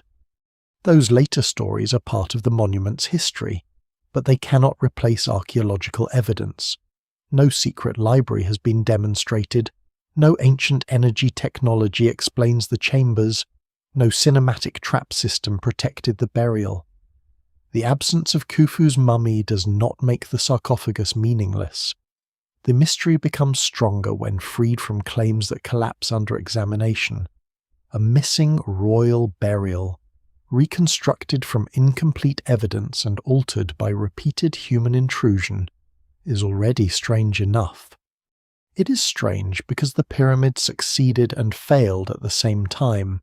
It failed to preserve the body and portable goods in their original arrangement. It succeeded in preserving the fact that a civilization once organized immense resources around the transformation of one human life. It failed to remain sealed. It succeeded in making every breach legible as an act against a deliberate boundary. It failed to keep the king's household intact. It succeeded in keeping his name attached to the largest monument of the ancient Egyptian world. The robbers could not take the labour embodied in the stone. Every block still points toward quarrymen, haulers, surveyors, scribes, rope makers, boat crews, masons, and administrators. They could not take the knowledge accumulated from Medum, the bent pyramid, and the red pyramid before Giza. They could not take the decisions embedded in angle, orientation, corridor, and chamber. The monument remains an archive without shelves, preserving human action through mass and form rather than papyrus. Nor could they take the surrounding dead, mastabas, shafts, chapels, statues, inscriptions, and fragments across the plateau preserve the society that made royal eternity imaginable. Hairtefir's collapsed furniture restores the texture of palace life. Merisank's reliefs preserve goods that decay erased elsewhere. Priestly titles recover careers built around the dead king. Ceilings preserve moments of administration. Food remains reveal supply. Boat timbers retain the shape of movement. No single discovery replaces Khufu's missing inventory, but thousands of smaller traces prevent the interior from becoming unknowable. This may be the pyramid's final defense. Its meaning was distributed too widely to be stolen from one room. The chamber could be emptied, yet the temples explained ritual. The temples could be quarried, yet tomb images preserved equipment. Images could be damaged, yet texts in later pyramids preserved beliefs. Institutions could disappear, yet titles and seals recorded their existence. The original world fractured, but every fragment reflected another. The search for what was inside therefore changes direction. It begins with treasure because treasure is easy to imagine. It ends with a system body, objects, workers, estates, gods, architecture, and memory held in temporary balance. The gold was only one bright element within that larger design. Its disappearance created the illusion that the pyramid had contained nothing. Archaeology restores what robbery obscured not by inventing a complete chamber, but by showing why the chamber mattered. There may still be undiscovered spaces within Egypt's pyramids. Future imaging may define known voids more clearly, reveal additional corridors, or show how pressure was managed through internal architecture. A carefully designed exploration might one day reach a space no modern person has entered. If that happens, the most valuable discovery may not be gold. It may be construction marks, a ceiling deposit, a scrap of organic material, or an undisturbed layer of dust. The smallest secure context could answer questions that centuries of treasure hunting only made harder. Until then, the empty rooms remain honest. They do not offer the certainty of an intact burial. They preserve limits, and those limits are part of the story. Khufu's chamber cannot tell how many vessels stood beside him or what jewellery accompanied his body. It can tell that he was placed behind extraordinary defences within a monument designed for royal eternity. The difference between these statements is the difference between history and wish. And so the pyramid returns to silence. But it is no longer the silence of nothing. The darkness contains the memory of objects through the spaces they left behind. It contains the movement of attendants retreating from the chamber, the imagined fall of barriers, the long repetition of offerings outside, and the distant blows of intruders cutting toward what they believed was waiting. None of those moments remains whole. Together, they fill the emptiness with time. The king himself has receded beyond recovery. No face can be confidently restored from the vacant sarcophagus. No surviving object can recreate the exact arrangement around him. What remains is the human refusal to accept that a life, once ended, should simply disappear. The pyramid is that refusal made visible from miles away. Its makers answered mortality with measurement, labour, stone, ritual, and faith in repetition. They expected the king to endure because people would continue speaking, offering, and remembering. Those people also disappeared. Their language changed, their offices ended, and their descendants inherited a landscape whose original routines became difficult to understand. Some protected it, some reused it, some entered with tools, some arrived with notebooks and instruments. Each generation touched the monument and left it slightly different. Eternity became not an unchanging state, but a chain of encounters. There is something calm in that failure. Nothing made by humans escapes time completely. Not gold, not a body, not a name, and not even a mountain of fitted stone. Yet disappearance is rarely absolute. A broken vessel keeps the curve of its maker's hand. A scar around a granite plug remembers the determination of an intruder. A bare chamber preserves the dimensions of an absent coffin. Memory survives in outlines when substance is gone. As evening settles over Giza, the pyramids lose their sharp brightness. Their surfaces shift from pale gold to muted stone, and the desert begins to cool. From outside, there is no sign of the chambers, corridors, voids, and blocked routes within. The monuments return to their oldest appearance, closed forms against a widening sky. Far inside the Great Pyramid, beyond the rough breach and the rising gallery, the granite sarcophagus rests where it has rested for thousands of years. It holds no king now, only stillness. Yet around that stillness remain the walls built to protect him, the weight raised above him, and the dark space once prepared as the centre of an eternal world. The treasure has vanished, the intention remains, and as the last light leaves the plateau, stone continues keeping the shape of what time carried away.